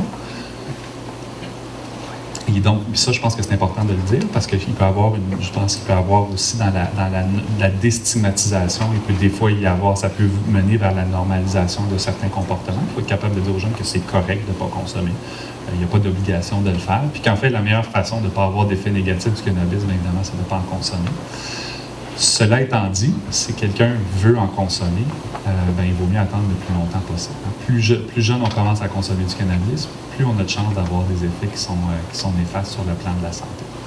Les gens souvent vont me demander quel âge. J'ai pas la réponse. Puis si quelqu'un vient ici vous dire qu'il y a la réponse là, sur un âge à partir duquel si vous consommez du cannabis, vous n'avez aucun effet négatif, probablement que cette personne-là est en train de vous monter un bateau. Si on pourrait aller à l'extrême, si vous commencez à consommer du cannabis à 70 ans, c'est autre chose, mais bon. Est-ce que c'est 18 ans? Est-ce que c'est 21 ans? Est-ce que c'est 16 ans? Probablement que ce seuil-là n'est pas le même pour la même personne. Si vous avez quelqu'un qui consomme tous les jours, qui a des antécédents de santé mentale dans sa famille, puis qui lui-même a des problèmes de santé mentale, peut-être que même 25 ans est encore trop tôt parce qu'il va avoir des problèmes de santé. Peut-être que vous avez des gens qui consomment à 16 ans et qui n'auront pas nécessairement des problèmes associés à ça. Mais donc, essentiellement, ce qu'il faut savoir, c'est que plus on attend pour commencer à consommer du cannabis, moins on a de chances d'avoir des problèmes de santé. Ce qu'il faut savoir, c'est que si on est pour consommer du cannabis, puis qu'on veut vraiment consommer du cannabis, c'est certainement sécuritaire de consommer du cannabis en très petite quantité, puis consommer du cannabis avec des très faibles taux en THC. Pour commencer à essayer du cannabis, certainement que la meilleure idée, c'est pas de prendre du cannabis avec du THC à 20 % puis de fumer 3 grammes dans la même soirée. C'est certainement pas sécuritaire de fumer tout seul. Donc, c'est ce genre de choses-là qu'on peut vouloir transmettre comme information. Clairement, si on consomme du cannabis, il faut éviter d'en consommer de façon régulière. On le sait, plus souvent on en consomme, plus fréquemment on en consomme, plus on a de chances d'avoir des problèmes de santé. Donc, ça aussi, c'est clair. L'autre élément aussi, c'est que c'est pas parce qu'on légalise le cannabis que c'est légal puis que c'est adéquat de consommer du cannabis partout, n'importe quand, dans n'importe quel contexte. Consommer cannabis puis conduire un véhicule, c'est pas permis. Consommer pour aller à l'école ou au travail, on va voir exactement ce qu'il va y avoir dans le projet de loi, mais c'est probablement pas souhaitable. Alors oui, le cannabis est légal, mais ça ne veut pas dire qu'on peut consommer du cannabis n'importe quand, n'importe où, dans n'importe quel contexte. Un autre des éléments aussi qui va être définitivement, de toute évidence, mis en place, c'est des interventions de prévention. Puis encore là, je ne vais pas rentrer dans les considérations très sophistiquées de prévention. Ce n'est pas mon domaine d'expertise, mais c'est une des choses, je pense, qu'il faut, que ça vaut la peine peut-être de réfléchir, c'est qu'est-ce qu'on espère ou de quoi on a peur avec la légalisation du cannabis. Puis il y a beaucoup d'emphase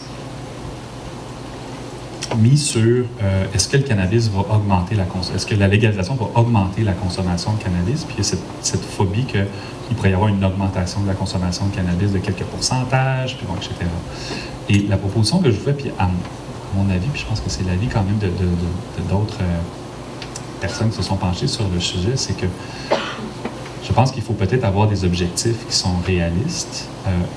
Un des objectifs que parfois les gens ont espoir, c'est qu'en changeant le statut légal ou pas, ou en gardant le statu quo, qu'on va mettre fin à la consommation de drogue, puis qu'on va battre les drogues, qu'on va combattre les drogues, qu'on va vaincre ce problème. La réalité, c'est qu'après plusieurs dizaines, décennies de toutes sortes de stratégies qui vont de la guerre aux drogues à la prohibition, à la légalisation dans certains endroits, essentiellement, ce qu'il faut constater, c'est que il y a des gens qui consomment des substances illicites un peu partout à travers le monde. Puis que d'espérer avec le statu quo, en légalisant, qu'on va battre les drogues puis qu'il n'y aura plus de drogue dans les rues, c'est probablement pas tellement réaliste. Là où peut-être qu'on a un peu plus de levier puis quelque chose qui est plus réaliste, c'est d'essayer de faire en sorte qu'on essaie d'éviter puis qu'on puisse mieux intervenir pour la consommation problématique.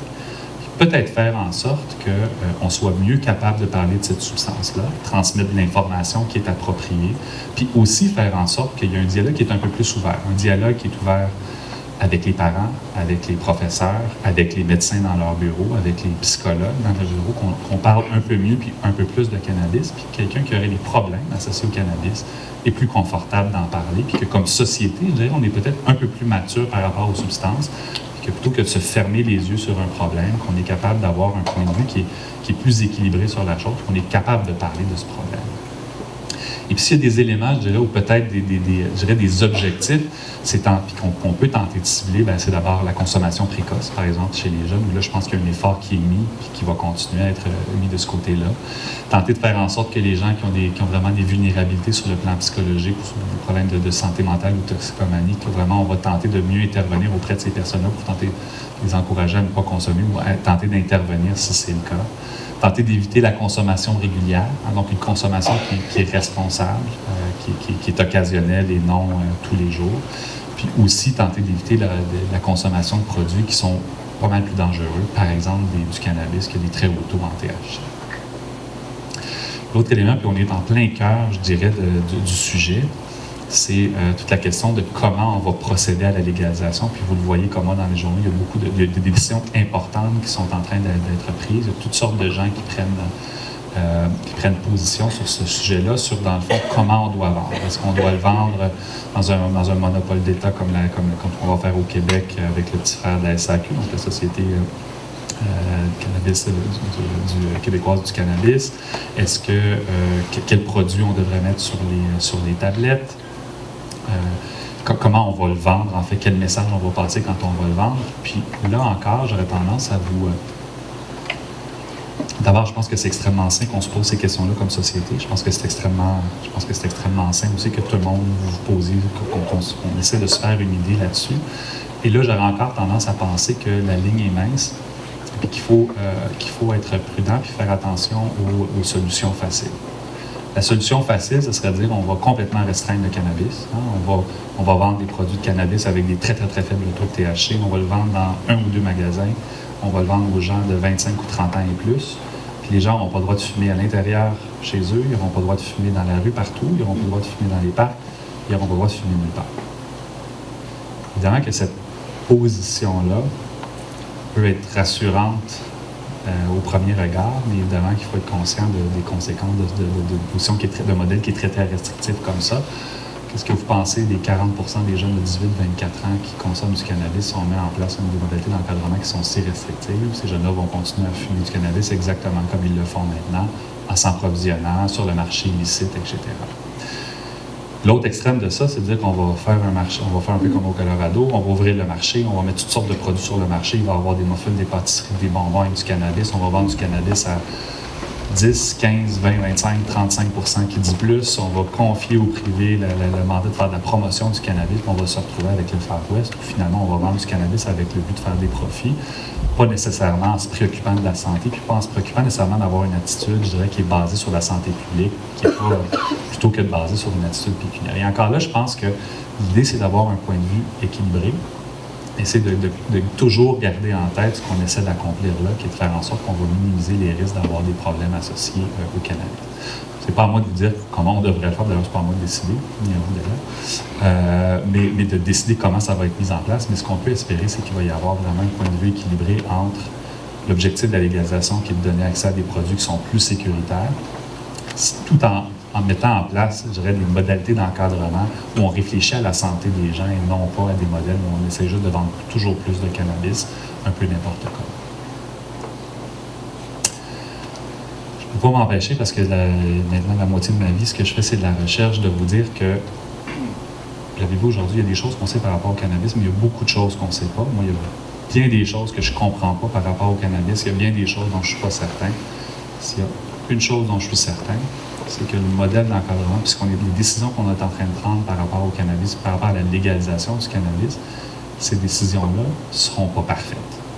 On va se tromper, comme dans n'importe quoi dans la vie.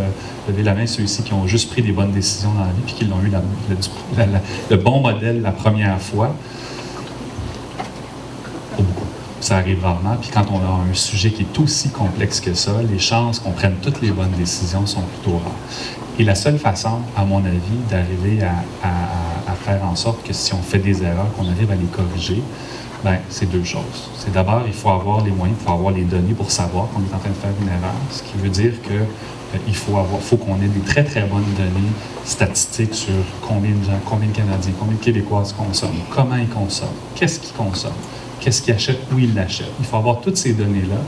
C'est quoi les problèmes de santé associés au cannabis pour faire en sorte qu'après 6 mois, qu'après 1 an, qu'après 3 ans, on est capable de regarder vraiment c'est quoi les effets de la légalisation et c'est quoi les aspects qui restent à améliorer. Puis ça, c'est extrêmement important, je pense, comme société, qu'on se dote des moyens pour faire le suivi de ces grandes décisions-là qu'on est en train de prendre. L'autre élément aussi, puis ceux qui travaillent en intervention, vous le savez comme moi, les interventions, oui, on peut traiter la toxicomanie, oui, on peut intervenir, on peut faire de la prévention. Lorsque vient le temps d'intervenir auprès de personnes qui ont des problèmes de dépendance au cannabis ou de toxicomanie sévère associée au cannabis, les interventions sont assez limitées. Et je pense qu'on a vraiment le devoir d'arriver à mieux faire, de faire de la recherche pour innover, pour trouver des nouvelles façons de rejoindre, mais aussi de traiter les gens qui ont des problèmes associés à la consommation de cannabis. C'est pas la majorité des consommateurs de cannabis, on l'a vu, c'est comme une partie importante des Québécois et des Québécoises qui éventuellement vont avoir des problèmes associés à cette substance-là. Puis il faut arriver à les détecter, puis à mieux les aider, puis à le faire de façon efficace. Je pense aussi à travers tout ça, vous l'avez vu, quand on parle de cannabis, il y a des populations, déjà des groupes chez qui certainement, on a plus de chances de voir apparaître des problèmes de santé quand ces personnes-là vont consommer, puis à qui il faut porter un petit peu plus d'attention, je pense. Les jeunes, certainement, puis c'est pour ça que vous êtes ici, puis c'était l'objet de la conférence d'aujourd'hui. Puis je pense aussi à d'autres populations vulnérables, particulièrement les gens qui ont des problèmes de santé mentale, qui, malheureusement, en plus de tous les problèmes qu'ils peuvent avoir associés aux troubles de santé mentale qu'ils peuvent vivre, sont aussi plus à risque d'avoir des problèmes associés. Non seulement sont plus à risque de consommer des substances, mais sont aussi plus à risque d'avoir des problèmes de santé associés à la consommation de substances. On peut juste espérer que dans les prochaines années, on va encore plus porter attention à nos jeunes, encore plus porter attention à ces personnes-là qui souffrent de problèmes de santé mentale et qui pourraient subir les conséquences parfois négatives de la consommation de cannabis. Alors, si on résumait, c'est quoi les conditions gagnantes pour qu'on réduise le risque de méfaits? Puis, vous voyez, les objectifs ne sont pas là d'anéantir le problème de la consommation de drogue sur Terre, mais c'est quoi les ingrédients qu'on peut mettre en place pour réalistement diminuer les chances qu'on ait des problèmes associés à la consommation de cannabis? D'avoir des jeunes informés de façon nuancée. Puis, vous savez, au-delà même de vouloir prévenir des problèmes de santé, je pense que c'est juste souhaitable comme société qu'on ait des gens qui, lorsqu'il vient le temps de prendre une décision importante, comme celle de dire je vais consommer ou pas du cannabis, que ces gens-là, particulièrement les jeunes, aient des informations pour prendre une décision qui est éclairée et pas une décision qui est basée sur toutes sortes de choses qu'on a pu leur raconter, qui ne sont pas nécessairement basées sur des faits ou sur la réalité. Je pense qu'aussi, il faut avoir une substance dont la qualité et le contenu peuvent être contrôlés. Un avantage de la légalisation, c'est de s'assurer que les produits qui vont être consommés sont un peu plus sécuritaires. Je pense qu'il faut garder cet esprit-là. Puis je pense qu'on a le risque comme société, là, il y a beaucoup de préoccupations par rapport au cannabis maintenant, mais cette préoccupation-là pourrait un peu se diluer avec le temps. Mais je pense qu'il faut rester très vigilant de s'assurer qu'on a légalisé cette substance-là. Ça va être en vente sur le territoire. Puis il faut s'assurer qu'on le fait toujours en pensant à la santé des gens et non qu'on le voit comme un produit commercial comme un autre, parce que ce produit-là peut être associé à des problèmes de santé.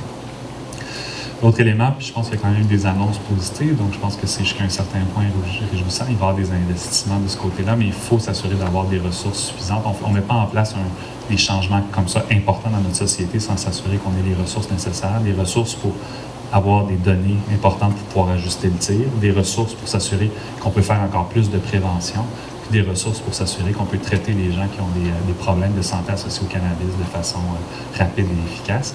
Et comme je le disais tantôt, je pense qu'il faut qu'on fasse de la recherche, il faut qu'on sache ce qu'on est en train de faire, il faut avoir ces données-là qui sont si importantes, il faut avoir ces données qui vont nous permettre de pouvoir, de façon très proactive, ajuster le tir plutôt que de se retrouver dans 5 ou 10 ans avec des problèmes qu'on n'a pas vu venir et être pris par surprise. Je m'arrêterai ici.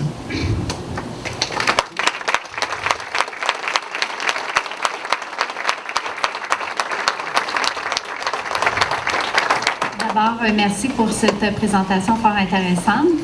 On va prendre des questions. Je vous inviterai, pour éviter que les gens entendent mal les questions puis puissent pas suivre assurément les réponses, de vous rendre aux différents micros qui sont situés de chaque côté de la salle pour les questions.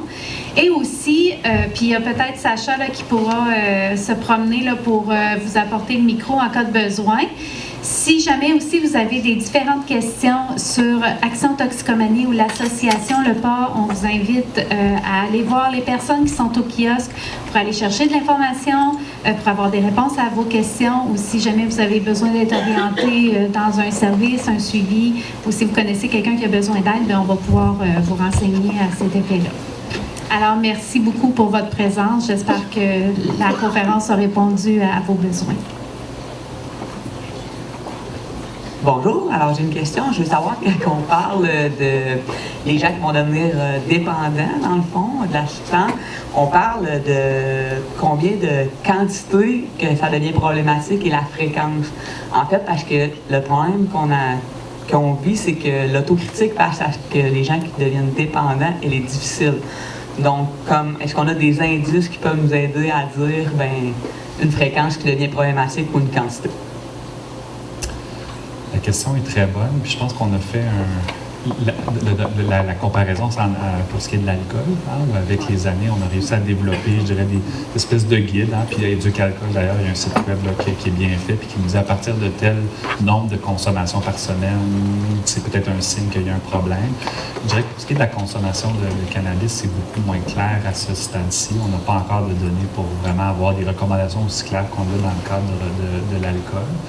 J'aurais tendance de façon générale à dire deux choses. D'abord, ce qu'il faut garder en tête, c'est que le cannabis, selon le type de cannabis qu'on consomme, selon la personne qui le consomme, peu importe la fréquence, peut avoir des effets sur la santé. Puis il y a certaines personnes qui, par exemple, vont consommer du cannabis de façon assez régulière, n'auront pas nécessairement de problème associé à cette consommation-là, puis qui vont être capables d'arrêter la consommation par eux-mêmes. Puis on en a d'autres qui vont consommer pas si régulièrement que ça, puis ça peut être juste les week-ends, par exemple, quelques fois par semaine, puis qui vont avoir des problèmes importants, puis qui vont développer ce qui ressemble à une dépendance. Donc, évidemment, ça peut varier d'une personne à l'autre, puis il n'y a pas, je dirais, une réponse qui convient à tout le monde. Mais si l'autre élément, je pense, qu'on peut garder en tête, c'est que certainement que quelqu'un qui consomme plus d'une fois par semaine, et dans les études, ça semble être une consommation qui est associée à plus de problèmes sur la santé. Donc, je pense que ça peut être une espèce de valeur cible un peu pour nous dire quand on commence à en consommer plus qu'une fois par semaine, mais c'est sûr que c'est une consommation qui est un peu plus à risque. Ça veut dire que la personne est dépendante, clairement pas. On a plein d'exemples de gens qui vont consommer plusieurs fois par semaine et qui ne sont pas nécessairement dépendants, mais ça nous donne quand même une zone où on se dit, là, il y a peut-être quelque chose, puis ça vaut peut-être la peine de porter attention à cette consommation. Bonsoir, Monsieur Jutras. Merci beaucoup pour votre présentation. C'était très éclairant. Maintenant, j'ai besoin d'un peu plus de clarté comme maman. Vous avez dit, la question que j'avais au début de la présentation, c'était par rapport aux différentes sortes de cannabis. Là, je comprends pas ce que ça veut dire. Moi, dans ma culture à moi, quand on veut pousser des tomates, on prend une semence, puis on a la tomate X. Mm-hmm. Est-ce que ça veut dire qu'il y a toutes sortes de graines puis de semences, puis ça peut faire pousser toutes sortes de tomates différentes? En fait, prenons l'exemple de la tomate. Dans le fond, le cannabis, là, ce que ça veut dire, c'est qu'on peut faire pousser des tomates cerises, puis on peut faire pousser la grosse tomate heirloom là, qui est grosse comme ça. C'est deux produits qui sont complètement différents. Ça doit être un peu la même affaire, mais il y a des effets qui peuvent être différents. Le cannabis, c'est, je pense, un exemple extrême de ça. Puis vous avez raison. Selon le type de semence, selon le type de cannabis, selon la méthode par laquelle on le fait pousser, le niveau d'exposition à il y a toutes sortes de facteurs qui vont faire en sorte que la concentration en différents cannabinoïdes, comme le THC, va varier puis va changer d'un cannabis à l'autre. Puis vous avez tout à fait raison. Ce que ça veut dire, c'est qu'on peut faire pousser du cannabis ici, puis ça va nous donner un cannabis avec, par exemple, 2% de THC, puis d'autres types de cannabinoïdes, qui va peut-être avoir relativement peu d'effet sur votre santé si vous le consommez. Puis je peux faire pousser un autre cannabis à côté, qui lui va avoir 25% de THC. Puis si vous le consommez, ça se peut que vous ayez des symptômes psychotiques. Donc, vraiment deux cannabis complètement différents qui peuvent avoir des effets très différents. À ce stade-ci, je pense que le cannabinoïde pour lequel on comprend mieux, c'est le THC. Puis clairement, plus on augmente les taux de THC, plus on a de chances d'avoir des problèmes de santé. Est-ce que je me trompe si j'ai la croyance que ce qui est consommé actuellement par nos jeunes comme cannabis il y a des mélanges, non pas seulement de la plante, mais de substances comme, je me suis fait dire, du verre ou des trucs comme ça. Le verre, c'est peut-être un peu difficile à introduire dans du cannabis, là, mais certainement qu'il est très difficile de savoir ce qu'on retrouve dans le cannabis. Puis oui, il y a des différents cannabinoïdes, comme je viens de le mentionner, mais il peut y avoir toutes sortes d'autres contaminants. D'ailleurs, des études récentes qui ont été menées au Québec, là, ils ont pris toutes sortes d'échantillons de cannabis, puis on retrouve toutes sortes d'affaires là-dedans, y compris, il peut y avoir des pesticides, il peut y avoir toutes sortes de bactéries, etc., qui peuvent avoir toutes sortes d'effets sur la santé. Je dirais que c'est là, comme je disais, un des avantages souhaités de la légalisation, c'est de s'assurer au moins que lorsqu'on achète du cannabis sur les tablettes, qu'on sache qu'on est en train de le consommer, sachant le niveau de THC, puis sachant aussi qu'il y a des standards là, derrière la production de ce cannabis-là, puis qu'on sait ce qu'on y retrouve. Ma dernière question. Vous, M. Jutra, quand vous êtes psychiatre, avec vos chaussures de psychiatre puis votre chapeau de psychiatre, puis que vous rencontrez un jeune qui a 15 ans, 13 ans, qui a consommé, que vous le savez, qui a eu des antécédents qui ont été portés dans le ventre d'une maman qui a consommé, comment vous vous sentez, vous? Comment vous, peut-être un peu maintenant désensibilisé avec le nombre d'années que vous pratiquez, mais quand même, c'est quoi votre perception de la situation dans votre cœur, à vous? Qu'est-ce que ça fait? C'est une bonne question. Ça me fait. Puis là, on parle de cannabis, mais moi, je rencontre des gens qui ont consommé d'autres choses que le cannabis, qui ont consommé de la cocaïne, des gens qui ont des problèmes de santé mentale. Puis ça me fait ce que ça me fait quand je rencontre mes patients. C'est une partie de tristesse, puis une partie, beaucoup d'empathie pour les gens qui ont consommé des substances, qui en ont vécu parfois les conséquences, qui vivent avec des problèmes de santé mentale où il y a beaucoup de souffrances associées à ça. Donc, je ressens toutes ces émotions-là. Et lorsque vient le temps de parler de cannabis, ici, à vous, parents, enseignants, etc., il faut aussi, moi, que je fasse attention.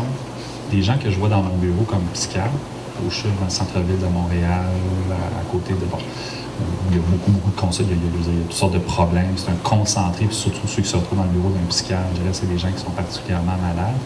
Les gens que je vois, c'est pas 99% de la population, c'est vraiment une partie de la population qui a vraiment des problèmes sévères associés à la consommation. Donc, je pense qu'autant moi que, par exemple, les intervenants en toxicomanie, pour dire quelque chose, je pense qu'il faut être prudent aussi d'avoir le réflexe de penser que les gens qu'on voit dans notre bureau, c'est nécessairement tous les gens aussi qui sont dans la population. La réalité, c'est que la majorité des gens qui consomment du cannabis se rendront jamais dans mon bureau. C'est bien correct comme ça, puis je leur souhaite d'ailleurs jamais. Donc, il y a beaucoup de... Je pense que ça fait vivre toutes sortes d'émotions comme traitant, puis oui, il y a des situations qui sont extrêmement dramatiques. Et en même temps, il faut garder en tête que c'est pas la majorité des gens qui vont présenter tous ces problèmes-là. C'est ça qui est difficile de jongler avec tout ça. Bonsoir. Vous nous avez parlé ce soir de l'incidence de la consommation sur les troubles psychotiques. J'aimerais vous entendre parler en psychiatrie des troubles anxieux, des troubles dépressifs et en tant qu'intervenante aussi, j'ai beaucoup de parents qui me posent des questions en lien avec le TDAH, oui. L'incidence. Donc, j'aimerais vous entendre si possible là-dessus ce soir. Oui. Alors, on en sait pas mal plus sur la psychose que sur les autres problèmes de santé mentale dont vous avez parlé. Pour l'anxiété, c'est l'un des grands défis qu'on a en recherche actuellement, c'est qu'il y a quelque chose d'assez fascinant. C'est qu'on a des gens qui consomment du cannabis, qui vont se présenter, d'ailleurs qui se présentent, on les voit à l'urgence parce qu'ils ont fait une crise de panique impressionnante, puis ils se sentaient vraiment pas bien. La pire crise d'angoisse qu'ils ont eu de leur vie, il a fallu qu'ils consultent pour ça. On a des gens qui consomment du cannabis, puis qui essentiellement vont nous dire que ça les détend, puis ça les relaxe avant d'aller se coucher le soir. Et il semble y avoir, selon le type de cannabis, probablement selon la personne aussi, des effets qui sont complètement différents du cannabis. Mais encore là, on en sait très peu pour être capable de prédire si le cannabis va augmenter l'anxiété ou va avoir un effet apaisant. Pour ce qui est de la dépression, je dirais que le lien est moins solide que ce qu'on a pour la psychose. On a quand même certaines études qui montrent qu'il y a une augmentation du risque de développer des tableaux dépressifs, particulièrement chez les gros consommateurs, donc les gens qui consomment beaucoup de cannabis. Pour ce qui est du TDAH, là, on en sait très peu. Une des choses qui est sûre, qu'on entend beaucoup sur le terrain, c'est des gens qui ont un TDAH puis qui vont dire à leurs intervenants quand je fume du cannabis, je me sens plus calme. C'est possible. Hein? C'est comme si on prenait quelqu'un qui a un TDAH puis qui va prendre un sédatif ou prendre de l'alcool chez certaines personnes. Ça va faire en sorte que ça va avoir un effet un peu calmant puis sédatif. Est-ce que c'est un bon traitement du TDAH? On n'a certainement pas les données pour penser ça. Puis ce qu'on sait aussi, c'est que le cannabis peut avoir des effets délétères sur la cognition. Il peut détériorer l'attention, la mémoire, etc. Qui fait penser qu'à ce stade-ci, avec les connaissances qu'on a, le cannabis n'est clairement pas un traitement approprié pour le TDAH. Puis un jeune qui aurait un TDAH, je pense que la meilleure des choses qu'on peut lui souhaiter, c'est d'avoir une évaluation appropriée, puis de voir avec lui s'il y a besoin ou pas de traitement. Le cannabis actuellement faisant pas partie des traitements pour cette condition. Bonsoir. Vous semblez avoir bien décortiqué le projet de loi qui s'en vient. Est-ce que dans le projet de loi, il y a des clauses qui obligent à redistribuer, mettons, les fonds qui sont en prévention, exemple? Est-ce qu'il y a des clauses précises à ce niveau-là? Oui, absolument. Donc, actuellement, il y a une clause qui parle de 25 millions de dollars qui doivent être dédiés particulièrement à la prévention. Mais donc, c'est pas encore exactement comment va être utilisé cet argent-là, mais il y a des montants précis. Ça a été une des recommandations d'ailleurs de plusieurs experts de mettre des montants précis parce que on a l'exemple aux États-Unis où il y avait été question de ça, de mettre de l'argent, mais finalement, donc ça n'avait pas été très, très bien précis dans le projet de loi. Puis ça a pris plusieurs années avant que réellement il y ait de l'argent significatif réinvesti dans justement les initiatives de prévention, de recherche ou autres. Et actuellement, au Québec, c'est prévu dans le projet de loi. Merci.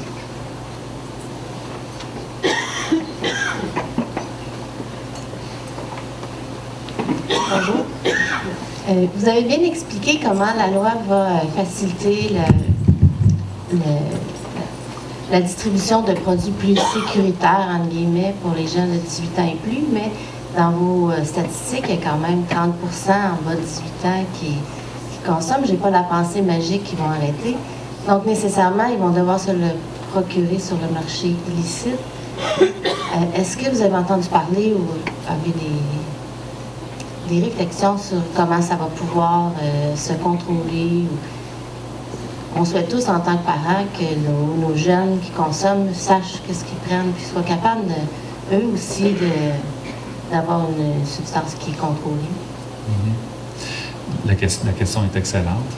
Actuellement, il ne semble pas être prévu qu'on change l'âge légal là, en bas de 18 ans, par exemple. C'est assez ferme par rapport à ça. Puis là où donc, je partage vos questionnements, je n'ai pas de réponse intelligente, bien honnêtement, à vous dire, c'est cette idée qu'en légalisant, les jeunes ne vont pas consommer.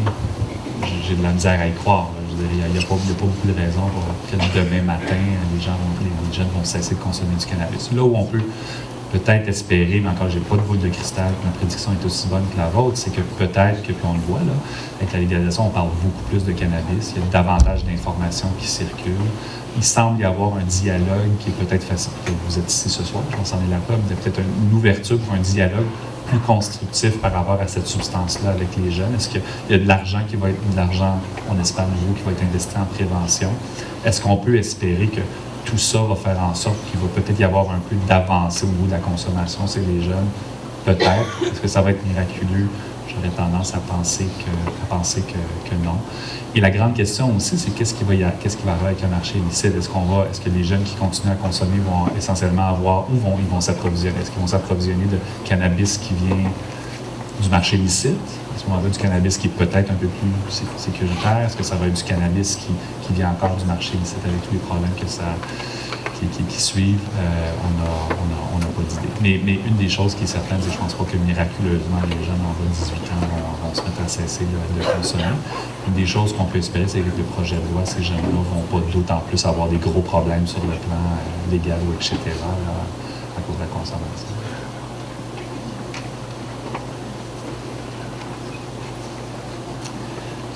Je trouve super intéressant qu'on ouvre vraiment la discussion sur départager là, cette espèce de polarité du discours sur la drogue. J'adore cette idée-là.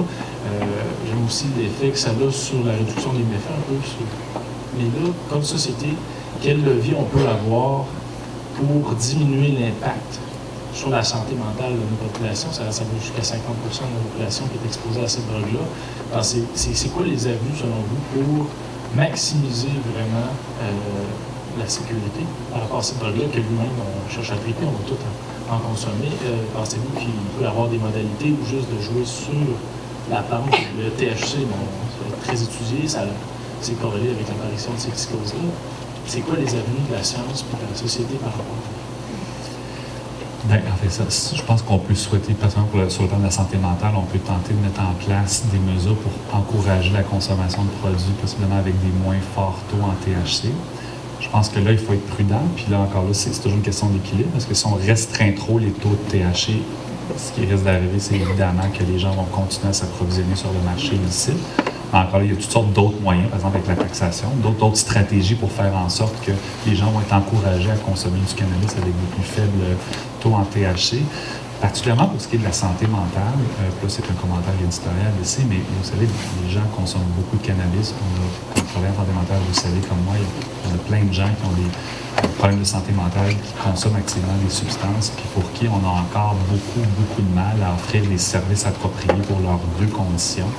Puis s'il y a quelque chose que la légalisation du cannabis peut peut-être faire, on va espérer pour les gens qui ont des problèmes de santé mentale, c'est que ça va peut-être faire un peu bouger des choses, autant dans le milieu de la dépendance que dans le milieu de la santé mentale, sur comment faire pour traiter l'autre problématique, puis traiter une bonne partie des gens qu'on rencontre au quotidien, qui ont à la fois un problème de santé mentale et de toxicomanie, puis d'arriver à améliorer nos pratiques.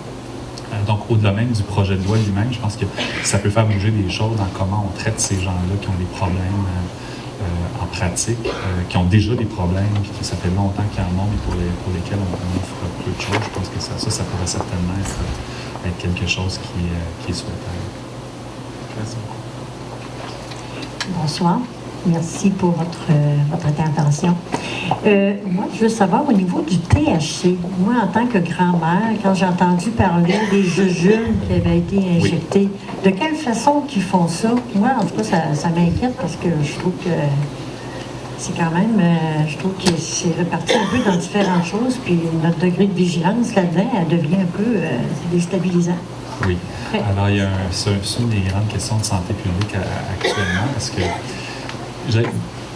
d'une part, il faut réaliser que le fait de fumer du cannabis, là, puis de le rouler dans un joint, de le fumer avec des produits du tabac, ce mode de consommation-là, non seulement on s'expose au cannabis, mais on s'expose à un mode de consommation comme la cigarette, l'hydrocarbure, puis toutes sortes de produits de combustion qui sont eux-mêmes néfastes pour la santé. Donc, le fait de fumer un joint fumé, c'est loin d'être idéal pour la santé. Et en même temps, de consommer du cannabis sous d'autres formes, comme celle, par exemple, dans la nourriture, dans des bonbons, etc., est aussi problématique. Il y a toutes sortes de façons biochimiques pour introduire des cannabinoïdes qui soient synthétiques, qui soient naturels dans des produits comestibles. Là où il y a, à mon avis, deux problèmes par rapport aux produits comestibles. Le premier, c'est que ça peut être utilisé comme produit de promotion. Donc, le meilleur exemple de ça, c'est que si vous mettez des jujubes ou des produits à base de cannabis avec des petits sourires ou qui sont très attractifs au niveau de la couleur, ça va complètement à l'encontre du projet de loi. On vise à, ça c'est clair, les gens, tout le monde s'est prononcé, la plupart des gens se sont prononcés, de la part des producteurs, là, mais en faveur d'un régime où il n'y a pas de promotion, il n'y a pas de publicité, puis qu'on ne répète pas les erreurs qu'on a faites avec le tabac, puis qu'on a corrigé avec le temps. Donc, l'idée d'avoir des bonbons de toutes sortes de couleurs, des goûts attractifs à base de cannabis, ça va un peu à l'encontre de tout ça. L'autre problème associé à ça, c'est qu'il y a je dirais, beaucoup de méconnaissance dans la population de l'effet du cannabis dans le temps quand on le consomme sous forme de produit. Quand on fume du cannabis, en général, on voit dans les premières minutes apparaître l'effet.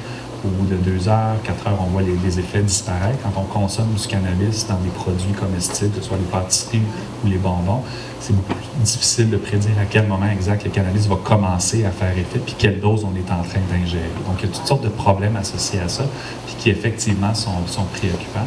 Pour ça, du moins qu'au Québec, actuellement, il n'est pas question, du moins à court terme, qu'il y ait des produits comme ceux que vous décrivez sur les tablettes pour les raisons que j'ai mentionnées. Merci. Merci beaucoup d'avoir été là.